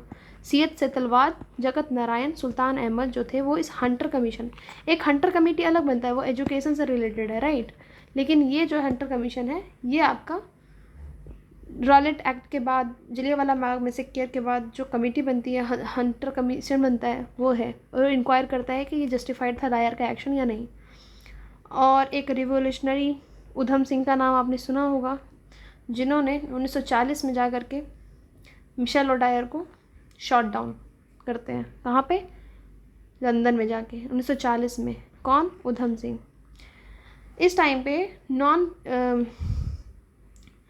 उनका नाम स्वामी श्रद्धानंद ही था, जिन्होंने नॉन पेमेंट ऑफ लगान टैक्स जो लेकर आए थे वो स्वामी श्रद्धानंद थे। अगेंस्ट द रॉलेट एक्ट के टाइम पे उन्होंने बोला था कि हम टैक्स पे नहीं करेंगे। शंकर नायर जी जो है वो उसी टाइम पे जलियांवाला बाग मैसेकर के टाइम पे वो काउंसिल से, एग्जीक्यूटिव काउंसिल से रिज़ाइन कर देते हैं। उनका नाम क्या है, शंकर नायर, ठीक है। और आपको पता है डायर को जब वापस गया वो, तो उसको lion of British empire, sword of honour दिया गया। बोला गया कि ये लायन ऑफ ब्रिटिश एम्पायर है, और सोर्ड ऑफ ऑनर दिया गया किसको, डायर को। वही डायर जिसने अनगिनत लोगों के ऊपर गोलियां चलवा दी थी, ठीक है। नाउ मूविंग टू खिलाफत movement and NCM। You must be tired. अभी तक तो हो गए बहुत, तो पहले पानी वानी पी लो, फिर इसको पॉज करके और फिर आकर के वापस से देखो। Should I take a break for 5 second? रुको मैं आती हूँ। और भूख लग गई है मुझे। कोई बात नहीं, पहले हम पढ़ लेते हैं। खिलाफत movement and non cooperation movement के बारे में पढ़ेंगे। अली ब्रदर्स, शौकत अली एंड मोहम्मद अली का नाम आपने सुना होगा। शौकत अली एंड मोहम्मद अली जो 2 मेन लीडर थे खिलाफत मूवमेंट के टाइम में। खिलाफत क्यों आया था? क्योंकि सुल्तान ऑफ तुर्की को, जिसको मुस्लिम एम्पायर जो खलीफत वो अपना हेड मानती थी, किसको? सुल्तान ऑफ तुर्की को कंसिडर करते थे खलीफा of Muslim empire. After first world war तुर्की एम्पायर को डिसइंटीग्रेट कर दिया गया। तुर्की एम्पायर को डिसइंटीग्रेट कर दिया गया। कब? फर्स्ट वर्ल्ड वॉर के बाद। फर्स्ट वर्ल्ड वॉर कब हुआ था? 1914 में। तो उस टाइम पे मुस्लिम लोग काफ़ी नाराज़ थे इस एक्ट से, मतलब जो ब्रिटेन ने किया था। तो महात्मा गांधी उस टाइम को एक अपॉर्चुनिटी में कन्वर्ट कर देते हैं, आपदा को अवसर में। वो क्या बोलते हैं कि चलो हम लोग मिल करके इसके अगेंस्ट सत्याग्रह करते हैं। तो प्रेसिडेंट खिलाफत कमेटी के गांधी जी को बना दिया जाता है मुस्लिमों की तरफ से, और एक मीटिंग होती है दिल्ली में 23-24 नवंबर 1919 को। ठीक है, वहाँ पे हिंदू मुस्लिम यूनिटी, आपको पता है 1916 में ही हो गया था वो तो खैर, लेकिन यहाँ पे खिलाफत के लिए यूनाइट होते हैं ये लोग। और फिर हकीम अजमल खान जो है, हकीम अजमल खान आपको आगे चल के मिलेगा, INC को भी प्रिसाइड करते हैं। तो हकीम उजमुल का जो उनको टाइटल मिला था उसको डिनाउंस कर देते हैं इस टाइम पे। मोहम्मद अली जिन्ना और मदन मोहन मालवीय नहीं चाहते थे कि खिलाफत मूवमेंट आए और साथ में हो, मतलब अगेंस्ट थे वो खिलाफत मूवमेंट। नॉन कोऑपरेशन मूवमेंट और खिलाफत मूवमेंट साथ में लॉन्च हो, इसके खिलाफ कौन थे? एक तो जिन्ना और दूसरा मदन मोहन मालवीय। ये नाराज फूफा थे। पूरे हिस्ट्री में जब देखती हूँ तब कुछ ना कुछ प्रॉब्लम है इन्हें। 4 April 1919 Swami Shraddhanand delivered a speech in front of 30,000 Muslim. Swami Shraddhanand 30,000 Muslim जनता के सामने एक स्पीच देते हैं 4 अप्रैल 1919 को। और जून 1920 में, ठीक है, जून का मंथ है, 1920 है, खिलाफत कमेटी इलाहाबाद में एक्सेप्ट कर लेती है सजेशन NCM, और गांधी जी को बोलती है कि आप NCM को लीड करिए। जून का 1920 में खिलाफत कमेटी इलाहाबाद में एक्सेप्ट कर लेती है कि NCM जो है वो गांधी जी लीड करने को बोलते हैं। बोलो NCM और खिलाफत आप एक साथ प्रपोज करिए। तो फिर सितंबर 20 में एक कलकत्ता सेशन किया जाता है। कलकत्ता, ये हमेशा तो INC का सेशन आपको पता है कि दिसंबर में होता, तो ये सितंबर 1920 में हो रहा है। कलकत्ता सेशन है, ये स्पेशल सेशन है। इसको चेयर किया था किसने? चेयर्ड बाय लाला लाजपत राय। किसने चेयर किया था? लाला लाजपत राय ने। इन्होंने एक ही सेशन INC का चेयर किया है, वो भी स्पेशल सेशन था कलकत्ता सेशन, जिसमें NCM को अडॉप्ट किया गया था, जिसको अपोज किया था CR दास ने। तो आपको याद रखना है कि जो सितंबर स्पेशल सेशन था उसको, उसमें NCM को लॉन्च को किसने अपोज किया था? तो CR दास जी ने। चित्तरंजन दास जो है वो अपोज करते हैं, लेकिन फिर जो दिसंबर का नॉर्मल सेशन होता है उसमें CR दास इस चीज़ को सपोर्ट करते हैं। ठीक है, नागपुर सेशन होता है, तो दिसंबर में नागपुर में सेशन होता है, सितंबर में कलकत्ता में सेशन होता है। सितंबर वाले सेशन को लाला लाजपत राय चेयर करते हैं, और नागपुर वाले सेशन को हकीम अजमल खान शायद करते हैं। वो नहीं, वो तो CR दास करने वाले थे, वो वाले को करते हैं। मोपला रिवेलियन होता है 1921 में। इधर केरला में मोपला रिवोल्ट चल रहा है 1921 में, NCM के टाइम में। नॉन कोऑपरेशन मूवमेंट लॉन्च होता है 1 अगस्त 1920 को फॉर्मली। कब लॉन्च होता है NCM? 1 अगस्त 1920 को। और उसी दिन अनफॉर्चुनेटली, मतलब गांधी तिलक का डेथ हो जाता है। किसका डेथ हो जाता है? तिलक का, 1 अगस्त 1920 को। इसी टाइम पे एक तिलक फंड भी बनाया जाता है गांधी जी के द्वारा, उसमें बहुत ज़्यादा लोग सपोर्ट करते हैं तिलक फंड में। ठीक है, गांधी जी ने इस टाइम पे जो NCM के टाइम पे कैसरे हिंद का टाइटल रिनाउंस कर दिया था, जो उनको दिया गया था 1915 में लॉर्ड हार्डिंग के द्वारा। 1915 में उनको रिसीव हुआ था क्या? कैसरे हिंद की उपाधि, जिसको उन्होंने डिनाउंस कर दिया 1920 में नॉन कोऑपरेशन के टाइम में। और नाइटहुड रविंद्रनाथ टैगोर ने जलियांवाला बाग मैसेकर के टाइम में डिनाउंस कर दिया था। चौरी चौरा इंसिडेंट होता है 4 फरवरी 1922। एग्जैक्ट डेट आता है एग्ज़ाम में, 4 Feb 1922। एग्जैक्ट डेट याद होना चाहिए। चौरी चौरा मूवमेंट होता है, जिसको गांधी जी क्या कहते हैं? हिमालयन ब्लंडर कहते हैं। ये गोरखपुर यूपी में है, चौरी चौरा जगह, जहाँ पे पुलिस स्टेशन को जला दिया जाता है। उसमें 23 जो लोग थे, मतलब सोल्जर थे, उनकी डेथ हो जाती है। गांधी जी जस्ट इसके बाद, चौरी चौरा के बाद, एनसीएम को विदड्रॉ कर लेते हैं 1922 में। 1920 में लॉन्च हुआ था 1 अगस्त को, और 1922 में विदड्रॉ कर लिया गया एनसीएम को। 12 फरवरी 1922 को बारदोली में एक मीटिंग होती है गुजरात में, जिसमें गांधी जी बुलाते हैं इस मीटिंग को एनसीएम को विदड्रॉ करने के लिए। और 24 फरवरी 1922 को ये मीटिंग दिल्ली में होती है, जिसमें आईएनसी की मीटिंग होती है, जिसमें डॉक्टर मुंजे वगैरह जो है और भी कुछ लोग जो गांधी जी के इस डिसीजन से नाखुश होते हैं और बोलते हैं कि इस टाइम पे जब एकदम पीक पे था हमारा ये एनसीएम, तो इन्हें वापस विदड्रॉ नहीं करना चाहिए था इस मूवमेंट को, तो दे वर सो अनहैप्पी अबाउट इट। फिर रविंद्रनाथ टैगोर जी जो हैं वो इस चीज़ के खिलाफ थे कि फॉरेन क्लोथ्स को ना जलाया जाए, क्योंकि वो हमेशा ग्लोबल ब्रदरहुड को सपोर्ट करते थे ना रविंद्रनाथ टैगोर जी। काशी विद्यापीठ एनसीएम के टाइम में, गुजरात विद्यापीठ और जामिया मिलिया इस्लामिया बनाया गया था। एनसीएम के टाइम में ये तीनों बना था, देख लो मैंने यहाँ पे अच्छे से लिखा है एनसीएम। तो काशी विद्यापीठ, गुजरात विद्यापीठ और जामिया मिलिया इस्लामिया। वाराणसी 1921 में काशी बनता है, 1920 अहमदाबाद में गुजरात, और अलीगढ़ 1920 में बनता है। ये सब नॉन कॉर्पोरेशन के टाइम में बनाया जाता है, क्योंकि हम उस टाइम पे नेशनल एजुकेशन को प्रमोट कर रहे होते हैं और कंस्ट्रक्टिव वर्क भी गांधी जी कर रहे होते हैं। उसी के अंतर्गत ये बनाया जाता है काशी विद्यापीठ, गुजरात विद्यापीठ और जामिया मिलिया इस्लामिया। नाउ एनसीएम के टाइम में बिहार में एक कल्टिवेटर हैं विद्यानंद जी, वो लीड करते हैं वहाँ के पीजेंट्स को एनसीएम के टाइम में। आपको पता है 1917 में बेस ऑलरेडी बना चुके हैं गांधी जी चंपारण सत्याग्रह करके, तो वहाँ के पीजेंट्स को बहुत हाई होप्स है गांधी जी से। तो वहाँ पे इस चीज़ को कौन लीड करता है? विद्यानंद, स्वामी विद्यानंद जी लीड करते हैं बिहार के कल्टिवेटर्स को एनसीएम के टाइम में। और ये बुक्स बार बार पूछा जाता है मैच द फॉलोइंग में कि इंडिया डिवाइडेड किसने लिखा है, तो राजेंद्र प्रसाद जी ने लिखा है इंडिया डिवाइडेड। ठीक है, नाउ बात करते हैं नेक्स्ट ईयर।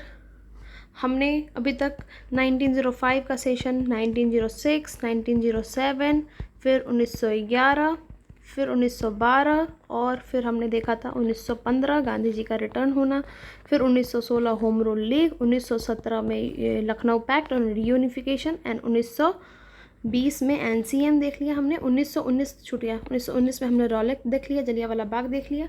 अब हम लोग पहुँच चुके हैं, और 1922 में हमने चौरी चौरा इवेंट देख लिया जिसमें विड्रॉ कर लिया गया एनसीएम, और हम अब पहुंच चुके हैं 1923 पे, फॉर्मेशन ऑफ स्वराज। देखो मॉडरेट्स और एक्सट्रीमिस्ट तो थे ही, लेकिन बाद में जब इनका यूनिफिकेशन हो जाता है मॉडरेट्स में, तो बाद में विद इन कांग्रेस एक स्वराज का गठन होता है।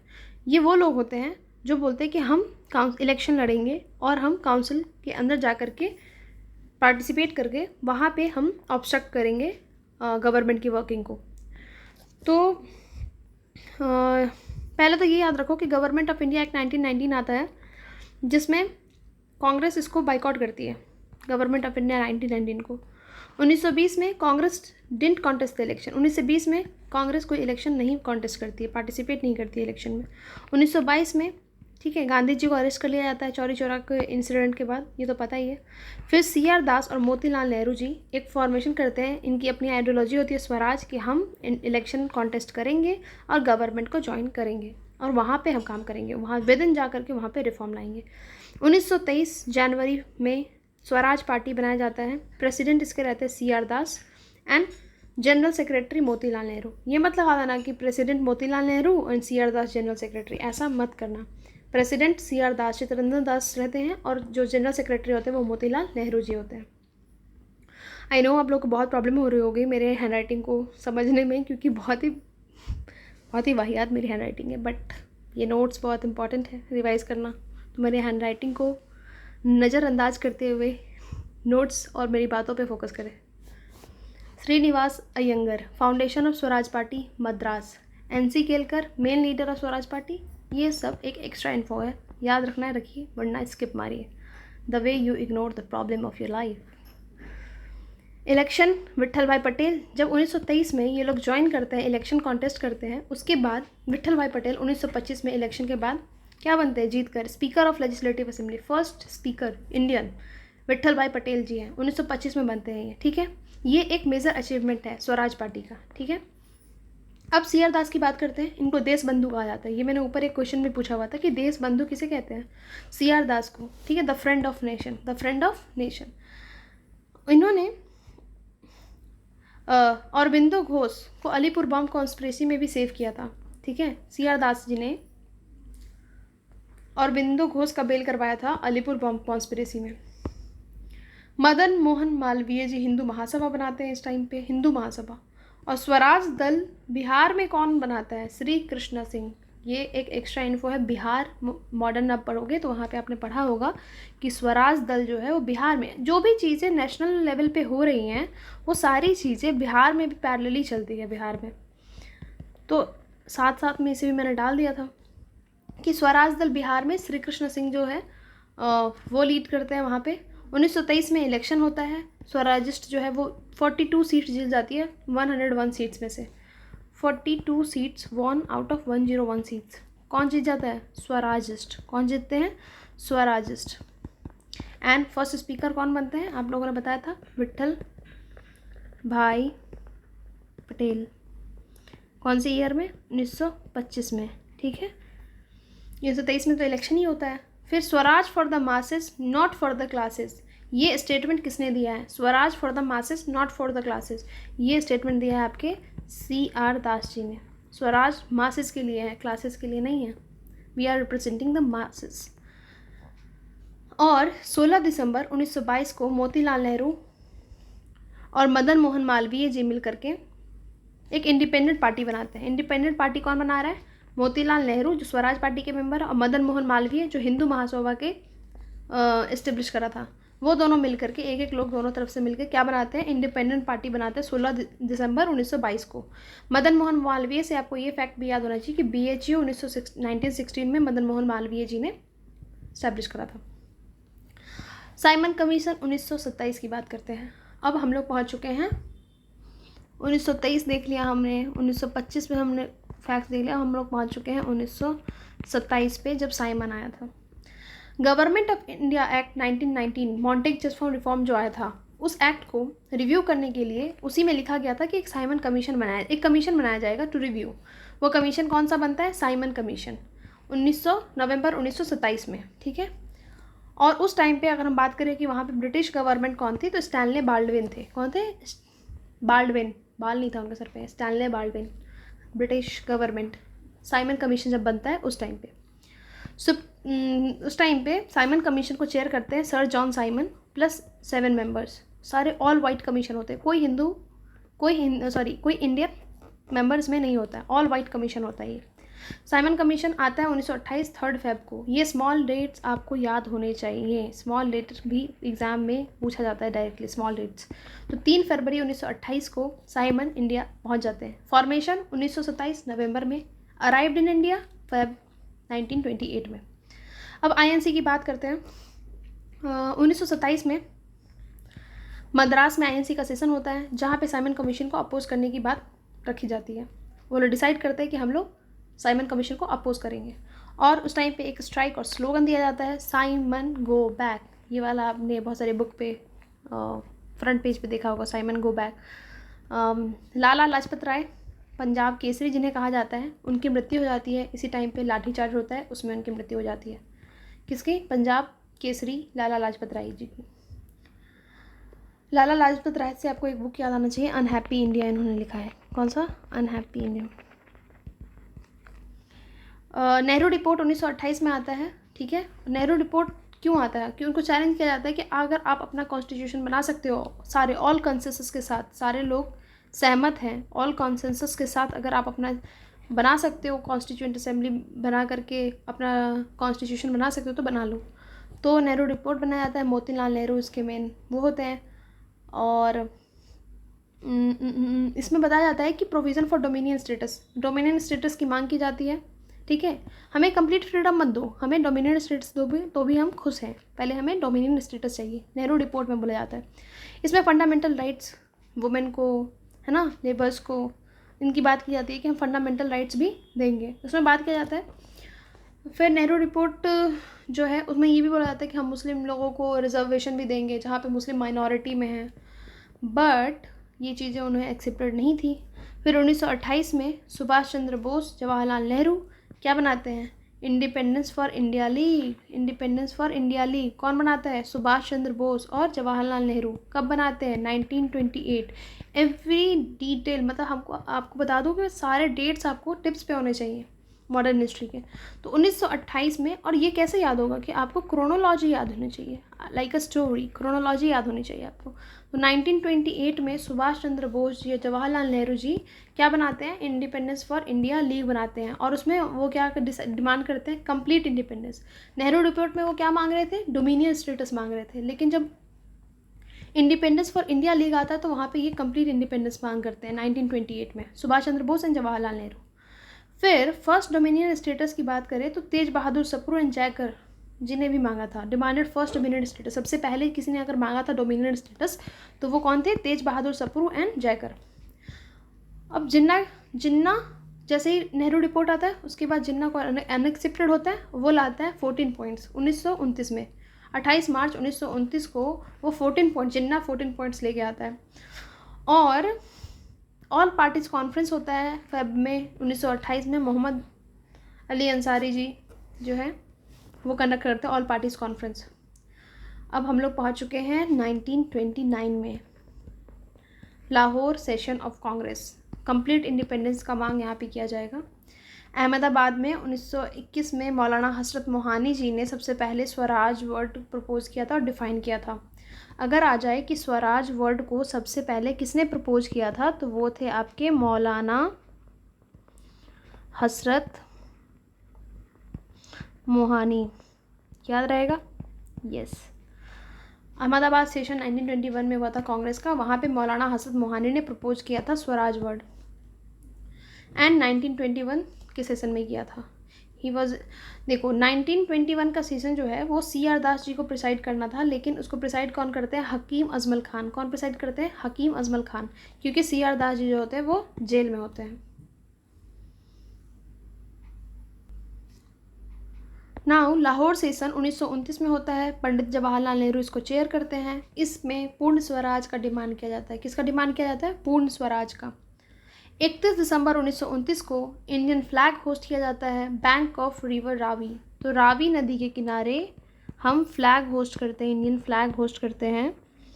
और कंप्लीट इंडिपेंडेंस का डिमांड करते हैं। क्या डिमांड करते हैं? Complete independence. हमें अब अधूरा राज्य नहीं चाहिए, हमें कंप्लीट स्वराज चाहिए, पूर्ण स्वराज चाहिए। और वो डिसाइड करते हैं 31 दिसंबर को तो उन्होंने फ्लैग होस्ट किया, ये याद रखना है डेट। और 26 जनवरी 1930 को वो पूर्ण स्वराज डे डिक्लेयर करते हैं, पूर्ण स्वराज डे। इसीलिए हम 26 जनवरी को रखते हैं as a republic day. Civil disobedience movement की बात करते हैं। अब हम लोग पहुंच चुके हैं 1930 में, 1930 में आ चुके हैं हम लोग। हमने स्टार्ट कहाँ से किया था? 1905 से। हैव पेशेंस, हम लोग कंप्लीट कर लेंगे इसे बहुत जल्दी। बट कंप्लीट करने के बाद कितना अच्छा फील होगा कि अरे कंप्लीट मॉडर्न हिस्ट्री हमारा डिवाइस हो गया। Best feeling.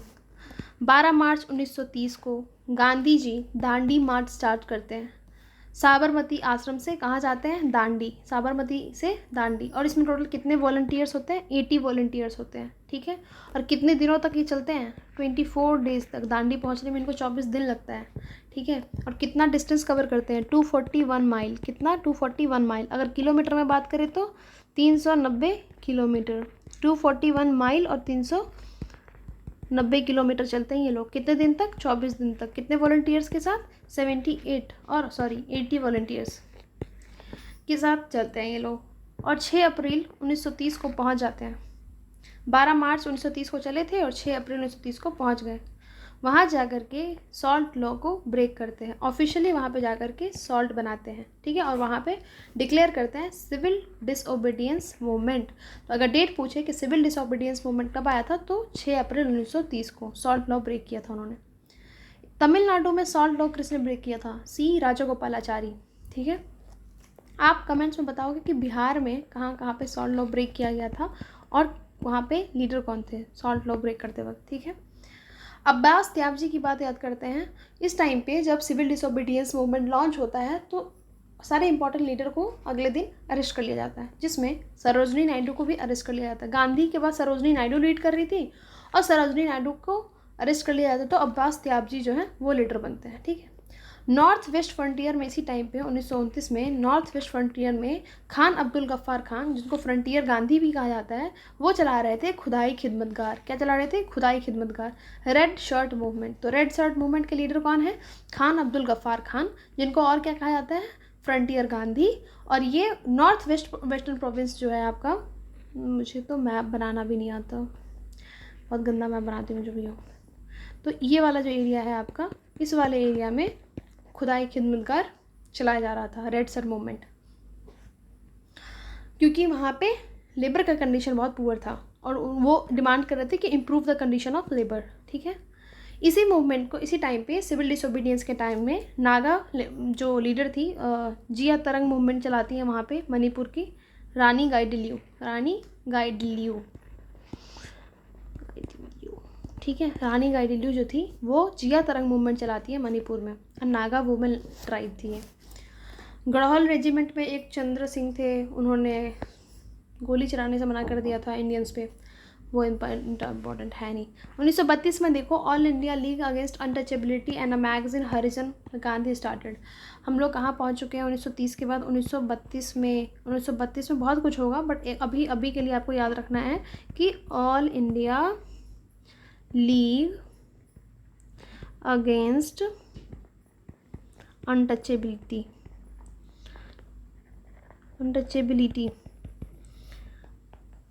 कौन लाते हैं? गांधी जी। और हरिजन मैगज़ीन लेके आते हैं, वीकली मैगज़ीन था ये, मैंने आपको ऊपर भी बताया। हरिजन मैगज़ीन जो है एक वीकली मैगज़ीन है, किसके द्वारा? गांधी जी के द्वारा।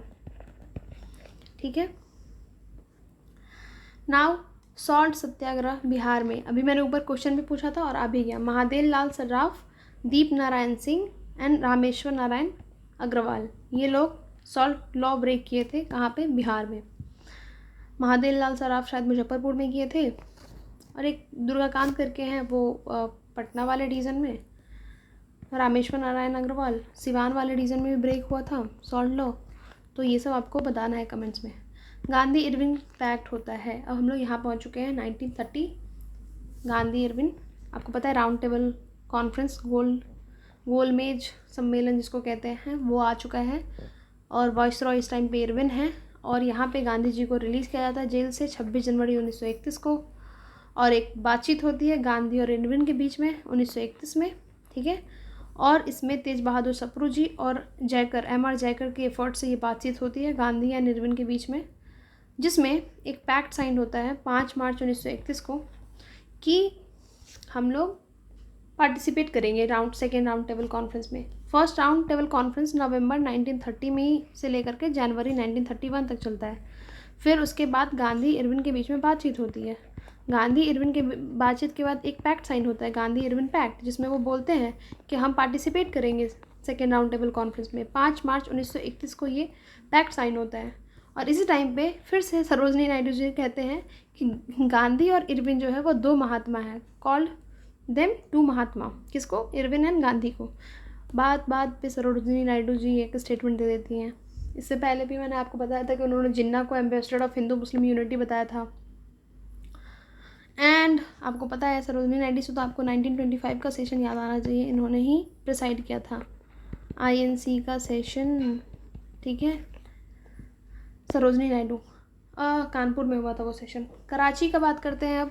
1931 29-31 मार्च को कराची में INC का सेशन होता है, और उस टाइम पे वल्लभ भाई पटेल जी इसको प्रिसाइड करते हैं। The only session presided bye Vallabh भाई पटेल वॉज 1931 का कराची सेशन। ठीक है, और गांधी इरविन पैक्ट इस टाइम पे पास हो चुका है, इसमें पास किया जाता है। ठीक है, वल्लभ भाई पटेल इसके प्रेसिडेंट है। एक रेजोल्यूशन पास किया जाता है फंडामेंटल राइट्स पे, और दूसरा नेशनल इकोनॉमिक पॉलिसीज़ पास किया जाता है यहाँ पे। पूर्ण स्वराज को डिफाइन किया जाता है यहाँ पे, और policies were made by Pandit Nehru and M N Roy.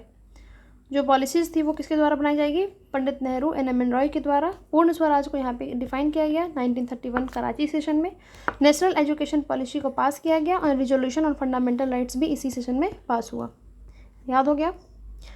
Move करते हैं। Gandhi can die but Gandhism can't. ये गांधी जी ने कहा है कि गांधी की मृत्यु हो सकती है पर गांधीज़म की नहीं। Gandhi can die but Gandhism can't, ये खुद गांधी जी ने कहा है। आपको ये ना लगे कि ये किसी और ने कहा था, उनके followers, fan following. Execution of Bhagat Singh 23 March 1931। अभी आपने देखा कि 5 मार्च को गांधी इंडिपेंडेंस पैक्ट साइन होता है, लेकिन गांधी जी ने इसमें बहुत सारी शर्तें रखी थी कि सारे प्रिजनर्स, पॉलिटिकल प्रिजनर्स को रिलीज़ करने के लिए हम फिर सिविल डिसोबीडियंस को वापस ले लेंगे। बट वहाँ पे लोगों का ये था कि उन्होंने भगत सिंह और सुखदेव राजगुरु, इन लोगों को जो फांसी की सज़ा सुनाई गई थी, डेथ सेंटेंस, उसको क्यों नहीं वापस करवाया उन लोगों से, उसको लाइफ सेंटेंस में कन्वर्ट क्यों नहीं करवाया। This was the grief of people at that time. चाहते तो गांधी जी उन्हें बचा सकते थे, बट ऐसा हुआ नहीं। एग्जीक्यूशन हो गया भगत सिंह का 23 मार्च 1931 में।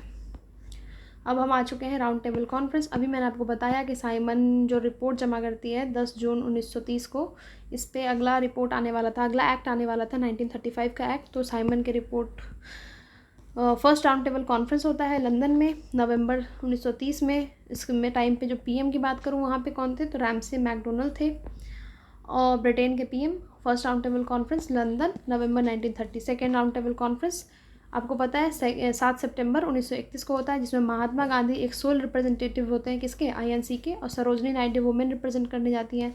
मदन मोहन मालवीय जी और एनी बेसेंट भी उसमें पार्टिसिपेट करती हैं। और महात्मा गांधी जिस सिप से जाते हैं उसका नाम ही पूछ लेता है कभी कभी, एसएस राजपुताना सिप उस सिप का नाम था। और ये लोग रहते हैं किंग्सले हॉल लंदन में, किंग्सले हॉल लंदन में वो लोग स्टे करते हैं गांधी जी। और बी आर अम्बेडकर एक ऐसे व्यक्ति हैं जिन्होंने तीनों राउंड टेबल कॉन्फ्रेंस को पार्टिसिपेट किए थे। फिर बी आर अम्बेडकर जो है वो डिमांड करते हैं सेपरेट इलेक्टोरेट, जो कि गांधी जी को एक्सेप्टेड नहीं था। फिर सेकेंड राउंड टेबल कॉन्फ्रेंस भी अनसक्सेसफुल रहा। बी आर अम्बेडकर जी जो है वो ऑल 3 राउंड टेबल कॉन्फ्रेंस में पार्टिसिपेट किए थे, ये मैंने आपको बता दिया। थर्ड राउंड टेबल कॉन्फ्रेंस 17 नवंबर 1932 को होता है। No such results which I can tell you. फिर यहाँ पे अब हम आ चुके हैं 1932 के पूना पैक्ट पे। कहाँ पे आ चुके हैं, पूना पैक्ट। कम्युनल अवार्ड्स 16 अगस्त 1932 को रैमसे मैकडोनल्ड जो ब्रिटेन के वहाँ पे पीएम थे उस टाइम पे, वो अनाउंस कर देते हैं कम्युनल अवार्ड्स, जो कि किसको एक्सेप्टेड नहीं था, गांधी जी को। और किस किस को कम्युनल अवार्ड दिया गया, तो मुस्लिम, सिख, क्रिश्चियन, एंग्लो इंडियन। आज जैसा कि आप देख रहे हैं मेरी हैंडराइटिंग और बिगड़ती जा रही है, बट प्लीज़ टॉलरेट दिस, क्योंकि मैं इसको नैरेट तो कर ही रही हूँ, बोल बोल के पढ़ा रही हूँ, तो समझ में तो आ ही रहा होगा। गांधी जी ने इस टाइम पे फास्ट अनटू डेथ कर देते हैं, उनको कम्युनल अवार्ड्स एक्सेप्टेड नहीं था। 20 सितंबर 1932 को येरावाड़ा जेल में वो फास्ट अनटू डेथ पे चले जाते हैं कम्युनल अवार्ड्स के खिलाफ। ठीक है, फिर पूना पैक्ट साइन होता है 24 सितंबर। कब होता है, 24 सितंबर 1932 को पूना पैक्ट साइन किया जाता है। किसके बीच, गांधी और अंबेडकर के बीच। गांधी की तरफ से सिग्नेचर करते हैं मदन मोहन मालवीय जी, और इधर फिर on the behalf of Gandhi ji Madan Mohan Malaviya ji sign करते हैं, और बी आर अम्बेडकर के बीच में क्या साइन होता है, पूना पैक्ट 24 सितंबर 1932 को। और वो फास्ट अनटू डेथ पे चले गए थे, उसको वापस से वो रिट्रीट कर लेते हैं। All India anti untouchability league यहाँ पे बनाया जाता है, जिसका नाम चेंज करके हरिजन सेवक संघ कर दिया जाता है। हरिजन वो दलित लोगों को बोलते थे, हरिजन, हरि के लोग हैं ये, भगवान के लोग, हरिजन।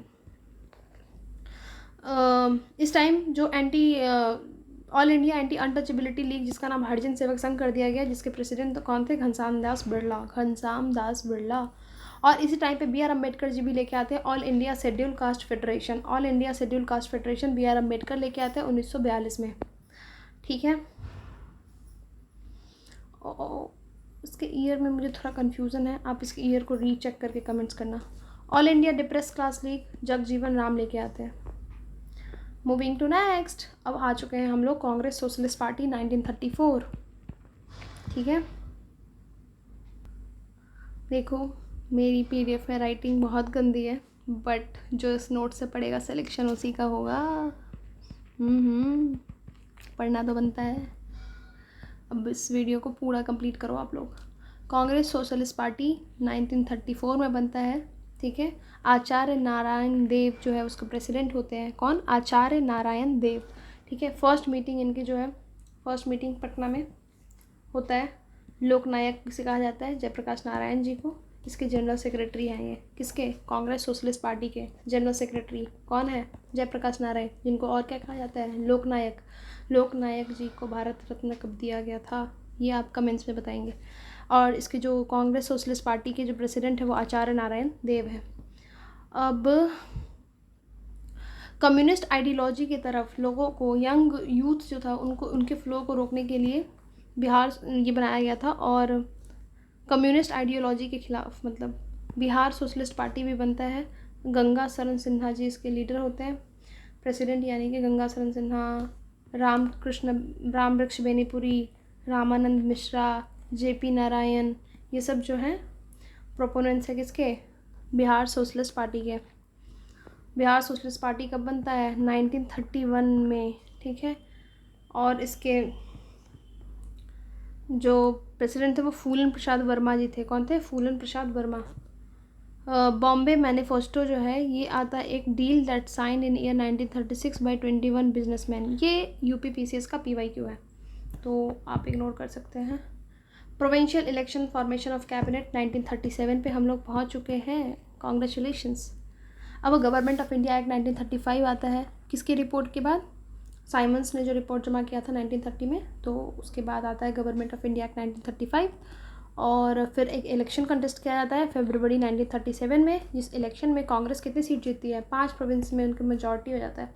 कौन कौन से 5 प्रोविंस हैं इसमें, Madras, Bihar, United province Orissa and central province and Bihar. यहाँ पे इनका मेजॉरिटी रहता है। वापस से रिपीट करते हैं, Madras, Bihar, United province Orissa and central province and Bihar में कांग्रेस कैबिनेट बनाती है। कहाँ पे, 6 प्रोविंसेस में टोटल। कितने प्रोविंसेस में, 6 प्रोविंसेस में, बंगाल, पंजाब, सिंध में, बंगाल, पंजाब एंड सिंध में।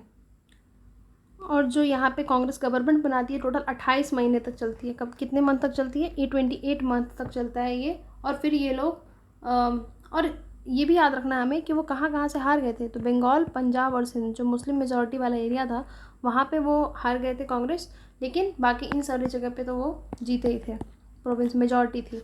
और इनका गवर्नमेंट 28 महीने तक चलता है। ये 22 दिसंबर को जा कर के रिज़ाइन कर देते हैं।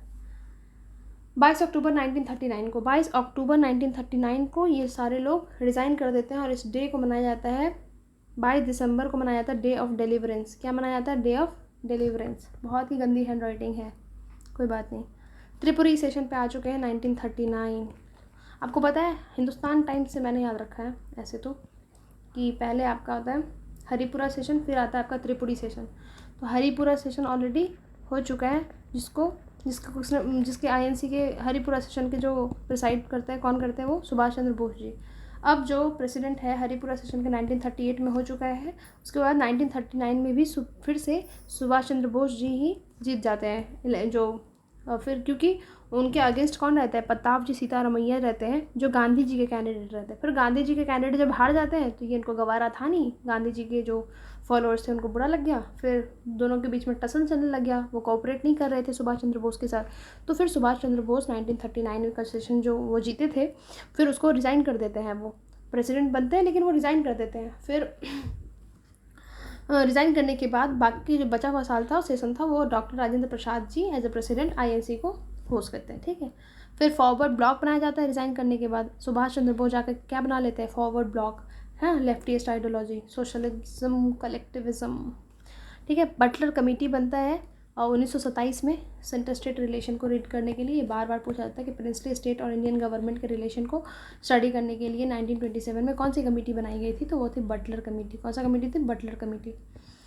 और अगर हम बात करें 1927 all India state peoples conference के जो प्रेसिडेंट थे 1927 में, वो पंडित जवाहरलाल नेहरू थे। बट हमें अब देखना है, most of the princely state join the India union by 1947 except Jammu and Kashmir, Junagadh and Hyderabad. आपको पता ही है। फिर बाद में जम्मू एंड कश्मीर ज्वाइन कर ही लेती है इंस्ट्रूमेंट ऑफ एसेसन के द्वारा साइन करके। हरी सिंह वहाँ पे किंग थे। अब हम आ चुके हैं 1939, सेकेंड वर्ल्ड वॉर आ चुका है। दिसंबर 1939 में लॉर्ड लिलिथगो है उस टाइम के वॉइस रॉय, और वो बोल देते हैं कि इंडियन लीडर से पूछते भी नहीं है और बोल देते हैं कि इंडिया जो है अलाई है ब्रिटेन का, और वो इस वॉर में पार्टिसिपेट कर रहा है। ये चीज़ें इंडियन लीडर्स को पसंद नहीं आता है, और वो लोग बोलते हैं कि हम लोगों को आपने बिना परमिशन के कैसे मतलब बोल दिया कि वर्ल्ड वॉर 2 में हम पार्टिसिपेट कर रहे हैं, we are ally of yours. फिर सेकेंड वर्ल्ड वॉर के टाइम में जब ललित को, चलो फिर लोग बोलते हैं कि कोई बात नहीं, हम अगर लाए हम आपकी मदद कर भी सकते हैं, लेकिन आप हमें गारंटी दो कि आप हमें स्वराज और कॉन्स्टिट्यूंट असेंबली, हमारा कॉन्स्टिट्यूशन, ये सब प्रोवाइड कराओगे। तो फिर 17 अक्टूबर 1939 को ललित को जो है वो अनाउंस कर देता है कि इंडिया जो standing against Germany in the war, ठीक है। 17 अक्टूबर 1939 को ये अनाउंस कर देता है। और उस टाइम पे ब्रिटेन के पीएम थे विंस्टन चर्चिल। उस टाइम पे ब्रिटेन के पीएम कौन थे? Winston Churchill. ये डायरेक्ट क्वेश्चन आता है कि 1939 सेकेंड वर्ल्ड वॉर के टाइम में ब्रिटेन के पीएम का क्या नाम था? तो उनका नाम था विंस्टन चर्चिल। 1940 से 45 तक यही रहने वाले हैं वर्ल्ड वॉर 2 के टाइम में। अब डिमांड ऑफ पाकिस्तान हम लोग थोड़ा सा देख लेते हैं कि पाकिस्तान का फॉर्मेशन का थोड़ा सा कैसे कैसे रहा स्टोरी। तो 1930 में इलाहाबाद सेशन होता है मुस्लिम लीग का, जहाँ पे ये आइडिया आता है सेपरेट होमलैंड का, ठीक है, इकबाल के द्वारा। याद रखना है हमें, 1930 Allahabad session of Muslim league. Muslim league आपको पता है ना 1906 में जो बना था, वही मुस्लिम लीग का जो इलाहाबाद सेशन होता है 1930 में, वहाँ पे ये आइडिया आता है कि हमें अपना सेपरेट होमलैंड चाहिए इकबाल के द्वारा। और जो वर्ड है पाकिस्तान, ये फर्स्टली यूज़ किया गया था रहमत अली के द्वारा, चौधरी रहमत अली के द्वारा 1939 में। वो एक पैम्पलेट लिखते हैं नाउ और नेवर का, उसी में now or never, are we to live or perish forever, ये उन्होंने लिखा था। इस पैम्पलेट में ही उन्होंने ये पाकिस्तान वर्ड का जिक्र किया था। 22 से 24 मार्च 1940 में मुस्लिम लीग एक सेशन रखती है लाहौर में, मोहम्मद अली जिन्ना, और यहाँ पे सेपरेट मुस्लिम नेशन की बात करते हैं और डिमांड करते हैं कि हमें अपना सेपरेट नेशन चाहिए, ठीक है। कब करते हैं? मुस्लिम लीग का सेशन होता है लाहौर में 1940 में, 1940 में। कहाँ पे? लाहौर में एक सेशन रखा जाता है जहाँ पे ये डिसाइड किया जाता है जिन्ना के द्वारा कि हमें सेपरेट नेशन चाहिए। टू नेशन थ्योरी जिन्ना का जो है वो एक्सेप्टेड इन लाहौर सेशन। जो ऑल इंडिया मुस्लिम लीग का सेशन होता है लाहौर में, उसमें इस चीज़ को एक्सेप्ट कर लिया जाता है कि हमें सेपरेट नेशन चाहिए, हमें separate nation, two nation theory को एक्सेप्ट कर लिया जाता है। किसको एक्सेप्ट कर लिया जाता है? टू नेशन थ्योरी को। फिर एक ड्राफ्ट तैयार किया जाता है, पाकिस्तान अलग से चाहिए इसके लिए, सिकंदर हयात खान के द्वारा, और प्रेजेंट करते हैं फजलुल हक, नाम भी याद नहीं है, ढंग से दिख भी नहीं रहा है, 23 मार्च 1940 को, ठीक है। फिर अब हम लोग पहुंच चुके हैं 1940 पे। कहाँ पे पहुंच चुके हैं? 1940, 1940 इंडिविजुअल सत्याग्रह। देखो वर्ल्ड वॉर 2 में उस टाइम पे ब्रिटेन लड़ रहा था जर्मनी से, और वर्ल्ड वॉर 2 में तो फिर इंडियंस बोलते हैं कि इस टाइम पे ब्रिटिशर्स को हम उतना परेशान ना करके हम अपना ग्रीवांस तो रखेंगे, हम अपना आवाज़ तो रखेंगे, लेकिन इंडिविजुअल सत्याग्रह के थ्रू। तो पहले प्रोपोनेंट्स थे इंडिविजुअल सत्याग्रह के विनोबा भावे, दूसरे थे पंडित जवाहरलाल नेहरू, और तीसरे थे ब्रह्मदत्त। तो ये अरेंज करने के लिए आता था कि पहले विनोबा भावे, दूसरे पंडित जवाहरलाल नेहरू, तीसरे ब्रह्मदत्त थे। ये वही विनोबा भावे हैं जो भूदान मूवमेंट किए थे, वही विनोबा भावे हैं जिन्होंने सर्वोदय समाज बनाया था, ठीक है। सर्वोदय पहला बार कौन यूज़ किया था? महात्मा गांधी जी ने पहली बार सर्वोदय वर्ड यूज़ किया था। और 17 अक्टूबर 1940 को आता है ये इंडिविजुअल सत्याग्रह। छोटा वाला डेट भी आपको पूछा जाता है एग्जाम में, तो याद रखना चाहिए स्मॉलर डेट्स भी। अब हम आ चुके हैं 1942 में, जब आता है आपका क्रिस्प मिशन, ठीक है। स्टैनफोर्ड क्रिस्प आते हैं इंडिया मार्च 1942 में। 1942 के मार्च में क्रिस्प आते हैं, क्रिस्प मिशन लेकर आते हैं to negotiate with Indian politician, ठीक है। उनका प्रपोजल था 4। महात्मा गांधी इसको क्या बोल देते हैं कि ये एक पोस्ट डेटेड चेक है। क्या है? क्रिस्प मिशन को महात्मा गांधी ने पोस्ट डेटेड चेक बता दिया। पंडित जवाहरलाल नेहरू और मौलाना आज़ाद जो थे वो कांग्रेस की तरफ से थे, बट नेगोशिएशन हुआ नहीं, क्रिस्प मिशन को रिजेक्ट कर दिया गया, ठीक है। हम आ चुके हैं अब, जैसे ही क्रिस्प मिशन को रिजेक्ट किया गया 1942 में, उसके बाद आता है अपना quit India movement. Gandhi ji बोलते कि ये हाई टाइम है कि अब हमें अपना मूवमेंट लॉन्च करना चाहिए। गांधी जी का एक थ्योरी था STS का, स्ट्रगल ट्रस्ट स्ट्रगल, जिसके थ्रू जैसे कि उन्होंने 1920 में किया था NCM और 1922 में वापस ले लिया, फिर उसके जो बीच का दौरान था उसमें उन्होंने कंस्ट्रक्टिव वर्क किया, फिर 1930 में उन्होंने CDM किया, फिर उसके बाद उन्होंने थोड़ा सा ब्रेक लिया, फिर 1940 में उन्होंने लाया अपना इंडिविजुअल सत्याग्रह, फिर थोड़ा सा ब्रेक लिया और कंस्ट्रक्टिव वर्क काम करते रहे, लोगों को मासेस को अवेयर करते रहे, और फिर 1942 में लेकर आते हैं क्विट इंडिया मूवमेंट। तो INC की मीटिंग होती है वार्धा 1942 में, ठीक है। और जो INC की मीटिंग है इस टाइम पे कौन उसको प्रिसाइड कर रहे हैं? Abul Kalam Azad, the youngest INC president, ठीक है। और सबसे ज़्यादा लॉन्गेस्ट टाइम तक भी यही रहे आईएनसी के प्रेसिडेंट, 40 से लेकर 45 तक अबुल कलाम आज़ाद जी ने ही आईएनसी को प्रिसाइड किया था। आईएनसी की मीटिंग वार्धा 1942 में होता है, जिसमें क्विट इंडिया रेजोल्यूशन पास किया जाता है। 8 अगस्त कहीं कहीं दिया रहता है, 8 अगस्त 1942 ऐसे आप याद रखेंगे कि उस टाइम पर ये पास हो जाता है। और बॉम्बे ग्वालियर टैंक, ये लोकेशन याद रखना है कि बॉम्बे ग्वालियर टैंक में ये मीटिंग होती है, वहीं पे ये आईएनसी का रिजोल्यूशन क्विट इंडिया मूवमेंट का पास हो जाता है 8 अगस्त 1942 को। क्विट इंडिया मूवमेंट जब लॉन्च हो जाता है तो 9 अगस्त को जब लॉन्च होता है तो सारे लोगों को अरेस्ट कर लिया जाता है। गांधी जी ज़रा इंपॉर्टेंट लीडर है, सबको अरेस्ट कर लिया जाता है। फिर गांधी जी इस मूवमेंट में बोलते हैं कि I will not be satisfied with any thing less than independence. मैं और इंडिपेंडेंस यानी आज़ादी से कम और किसी चीज़ में सेटिस्फाई नहीं होने वाला हूँ।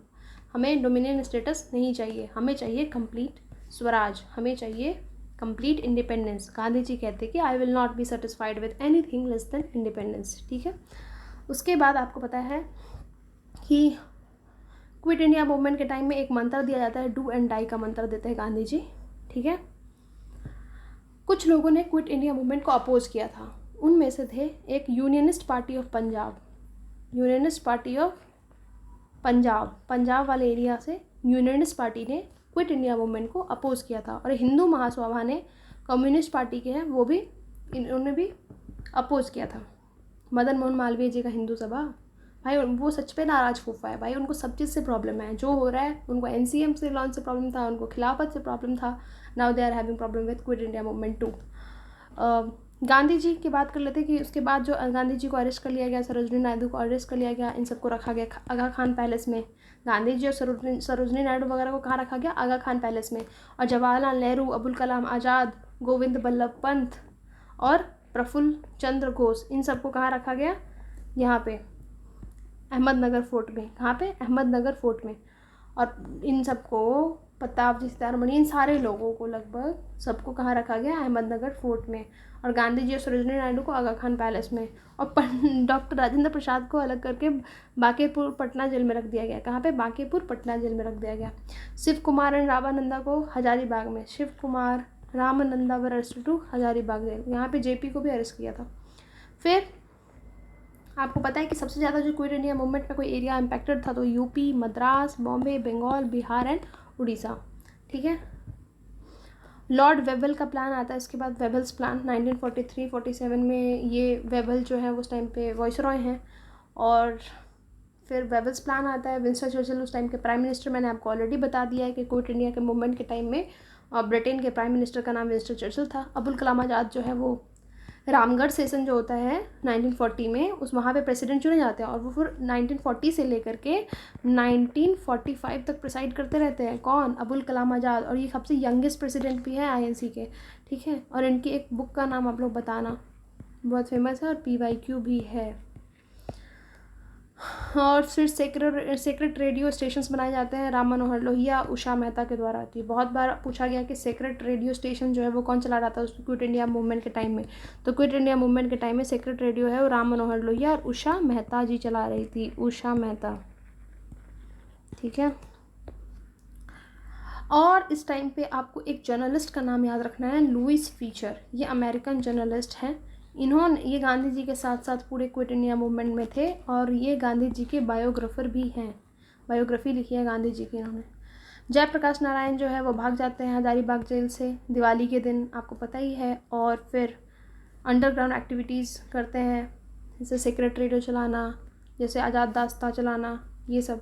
और योगेंद्र शुक्ला और JP नारायण जो है वो 8 और 9 नवंबर को भागे होते हैं जेल से 1942 में। दीपावली का दिन था, 8 और 9 नवंबर। हजारीबाग जेल से भागते हैं, बट बाद में वो अरेस्ट हो जाते हैं मुजफ्फरपुर में। और हम आ चुके हैं राष्ट्रीय स्वयंसेवक संघ RSS। ये जो है RSS, उन्होंने पार्टिसिपेट नहीं किया किसमें? क्विट इंडिया मूवमेंट में। देख रहे हैं, देख रहा है विनोद? RSS जो है वो पार्टिसिपेट नहीं करती है क्विट इंडिया मूवमेंट में। अरुणा असफ अली, ये इन्होंने फ्लैग होस्ट किया था ग्वालियर टैंक मुंबई में जब क्विट इंडिया मूवमेंट लॉन्च किया गया था। तो अरुणा असफ अली का नाम आपको याद होना चाहिए। फिर इस टाइम पे अलग अलग बहुत सारी पैरेलल गवर्नमेंट्स चलाई जा रही थी, तो ये आपको पता होना चाहिए कहाँ पे कौन सा चल रहा था। तो बलिया जो यूपी में है, उसमें वहाँ पे चिट्टू पांडे पैरेलल गवर्नमेंट चला रहे हैं। तमलुक मिदनापुर बंगाल में है। सतारा महाराष्ट्र में है, यहाँ पे प्रति सरकार चला रहे हैं, है ना। और हम आ चुके हैं अब कहाँ पे, गांधी जी को रिलीज़ किया जाता जेल से 6 मई 1944 को। 6 मई 1944 को गांधी जी को रिलीज़ किया जाता है due to bad health condition. और इस टाइम पे क्विट इंडिया मूवमेंट का अगर बोला जाए तो क्विट इंडिया ये जो स्लोगन है वो किसने दिया था, यूसुफ मेहर अली ने दिया था, यूसुफ मेहर अली ने। आज़ाद रास्ता तो जेपी नारायण चला रहे थे, ये तो मैंने बता दिया। Jatiya Sarkar was form in 1942 Midnapore Bengal में, तो पता ही है। ऑपरेशन रूबिकॉन नाम दिया गया था जब गांधी जी की हालत ख़राब हो गई थी जेल में रखने के बाद आगा खान पैलेस में। तो इस टाइम पे जो ब्रिटिशर्स थे उन्होंने अपने मिशन को क्या नाम दिया था, ऑपरेशन रूबिकॉन, कोड वर्ड था इनका, ठीक है, जब उन्होंने गांधी जी ने फास्ट अनटू डेथ किया था जेल में। तो अब हम आ चुके हैं 1943 के सुभाष चंद्र बोस और आज़ाद हिंद फौज। सुभाष चंद्र बोस के पॉलिटिकल गुरु हैं चित्तरंजन दास, वही चित्तरंजन दास जो 1923 में स्वराज पार्टी बनाते हैं, वही चित्तरंजन दास जो कि कौन सा सेशन प्रिसाइड करते हैं आईएनसी का, वो बताना है आपको। नेताजी सुभाष चंद्र बोस जो है उनका जन्म 23 जनवरी 1997 को हुआ था। थोड़ा सा इनके बारे में जान लेते हैं। इनका जन्म कटक उड़ीसा में हुआ था और ये आईएनसी का 1938 हरिपुरा सेशन करते हैं। 1939 में भी इलेक्ट होते हैं बट यहाँ से रिज़ाइन कर देते हैं। रिज़ाइन करने के बाद वो फॉरवर्ड ब्लॉक बना लेते हैं। फिर वो जर्मनी जाते हैं 1941 में, वहाँ पर आज़ाद हिंद फौज का कंट्रोल दिया जाता है 1943 में इनको। फिर वो इनको एक टाइटल दिया जाता है, देश नायक का टाइटल इनको दिया था रविन्द्रनाथ टैगोर ने, देश नायक का टाइटल दिया था, ठीक है। महात्मा का टाइटल गांधी जी को दिया था, देश नायक का टाइटल सुभाष चंद्र बोस जी को दिया था। गांधी जी ने सुभाष चंद्र बोस को क्या कहा था, पैट्रियट ऑफ पैट्रियट्स कहा था, पैट्रियट ऑफ पैट्रियट्स कहा था। और इन्होंने फ्री इंडिया सेंटर बनाया था जर्मनी में। फ्री इंडिया सेंटर कहाँ पर बनाया था, जर्मनी में। और 10,000 सोल्जर तैयार कर लिए थे इन्होंने द फ्री इंडियन लीग करके, द फ्री इंडियन लीग करके उसमें टोटल 10,000 सोल्जर्स इन्होंने तैयार कर लिए थे। आज़ाद हिंद फौज जो है वो कैप्टन मोहन सिंह का आइडिया था, कैप्टन मोहन सिंह का आइडिया था। अब हम लोग आ चुके हैं, अच्छा हाँ, इसमें एक चीज़ याद रखना है कि वहाँ पे उन्होंने कुछ रेजिमेंट्स बनाए थे इंडियन नेशनल आर्मी में। फिर वो वहाँ रानी झांसी रेजिमेंट था, जवाहरलाल नेहरू रेजिमेंट था, गांधी का रेजिमेंट था, ठीक है। फिर ये जो कुछ लोग थे इंडियन नेशनल आर्मी के, उनको सितंबर 1942 में, अच्छा इंडियन नेशनल आर्मी ऑफिशियली सितंबर 1942 में बनता है कैप्टन मोहन सिंह के उस पर। और फिर 4 जुलाई 1943 को रास बिहारी बोस जी इसका कमांड देते हैं सुभाष चंद्र बोस को। किसको देते हैं, सुभाष चंद्र बोस को। कब देते हैं, 4 जुलाई 1943 को। कौन देता है, रास बिहारी बोस जी, ठीक है। और 21 अक्टूबर 1943 को आज़ाद हिंद गवर्नमेंट बनती है, कहाँ पे, सिंगापुर में। ये बार बार पूछा जाता है कि आज़ाद हिंद गवर्नमेंट जो है वो 21 अक्टूबर 1943 को कहाँ पे बनता है, तो सिंगापुर में बनता है। और ये जो स्लोगन है वो तो आपको पता ही है, world famous slogan, give me blood I will give you freedom. किसका है ये, सुभाष चंद्र बोस जी का। और जय हिंद स्लोगन भी किनका है, बताओ, जय हिंद स्लोगन किसने दिया था। हाँ, नवंबर 1945 में दिल्ली रेड फोर्ट पे अरेस्ट करके इनका ट्रायल होता है। आज़ाद हिंद फौज के जो लोग हैं, प्रेम सहगल, गुरु बख्श, शाहनवाज और राशिद अली, इनका ट्रायल चलता है कहाँ पे, दिल्ली फोर्ट में, रेड फोर्ट में। रेड फोर्ट में ट्रायल चलता है और इनको सेंटेंस टू डेथ दे दिया जाता है। किनको, प्रेम सहगल, गुरु बख्श और शाहनवाज को। प्रेम सहगल, गुरु बख्श और शाहनवाज को सेंटेंस टू डेथ दे दिया जाता है। लेकिन रशीद अली को 7 ईयर का इम्प्रिजमेंट दिया जाता है। आज़ाद हिंद फौज को रेस्क्यू करने के लिए कमेटी जो बनती है, मतलब उनको एडवोकेट्स जो इनको डिफेंड करते हैं वो थे भुल्ला भाई देसाई, तेज बहादुर सप्रू, कैलाश नाथ कटजू, असफ अली, जवाहरलाल नेहरू। इनका नाम आपको अच्छे से याद होना चाहिए, भुल्ला भाई देसाई, तेज बहादुर सप्रू, है ना, कैलाश नाथ कटजू, असफ अली और जवाहरलाल नेहरू, ठीक है। They compelled Lord Wavell to pardon death sentence. और इन्होंने बोला था कि इनकी जो डेथ सेंटेंस दिए हैं आपने इन तीनों को, प्रेम सहगल को, गुरु बख्श को और शाहनवाज को, इसको पार्डन कर देने के लिए। अब आ गया है आपका cabinet mission 1946। You can take a break और फिर वापस से आके आप स्टार्ट कर लो। मैं अभी बहुत थक गई हूँ बट मुझे ये वीडियो कंप्लीट करना है आप लोगों के लिए, so I will. Clement Attlee British prime minister 26 जुलाई 1945 को बनते हैं, क्लेमेंट एटली, ठीक है। और यहाँ पे secretary of state Patrick Lawrence थे। सेक्रेटरी ऑफ स्टेट कौन थे, एसओएस इस टाइम पे, एसओएस जो इंडिया में, पता है ना एसओएस और वाइसरॉय दोनों होते थे। तो ऐसे इसका अंतर पैट्रिक लॉरेंस।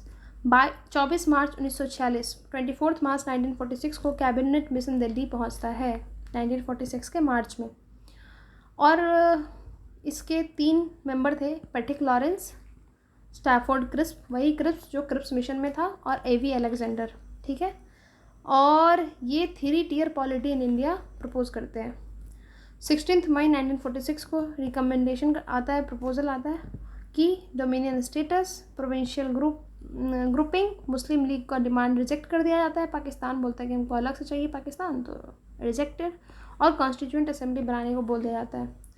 ठीक है, गांधी जी कैबिनेट मिशन को सपोर्ट करते हैं, जो कि 1946 मार्च में आया है, इसको सपोर्ट किया जाता है। और इस टाइम पे कांग्रेस जो है वो 1946, अरे ये तो मैंने आपको बता दिया था कि मौलाना अबुल कलाम आज़ाद जो है वो प्रिसाइड करते हैं लॉन्गेस्ट सेशन तक। ठीक है, अब हम आ चुके हैं 1946। First mooted the idea of constituent assembly. सबसे पहला जो आइडिया है कॉन्स्टिट्यूएंट असेंबली बनाने का, ये आया था फैजपुर कांग्रेस सेशन 1936 में।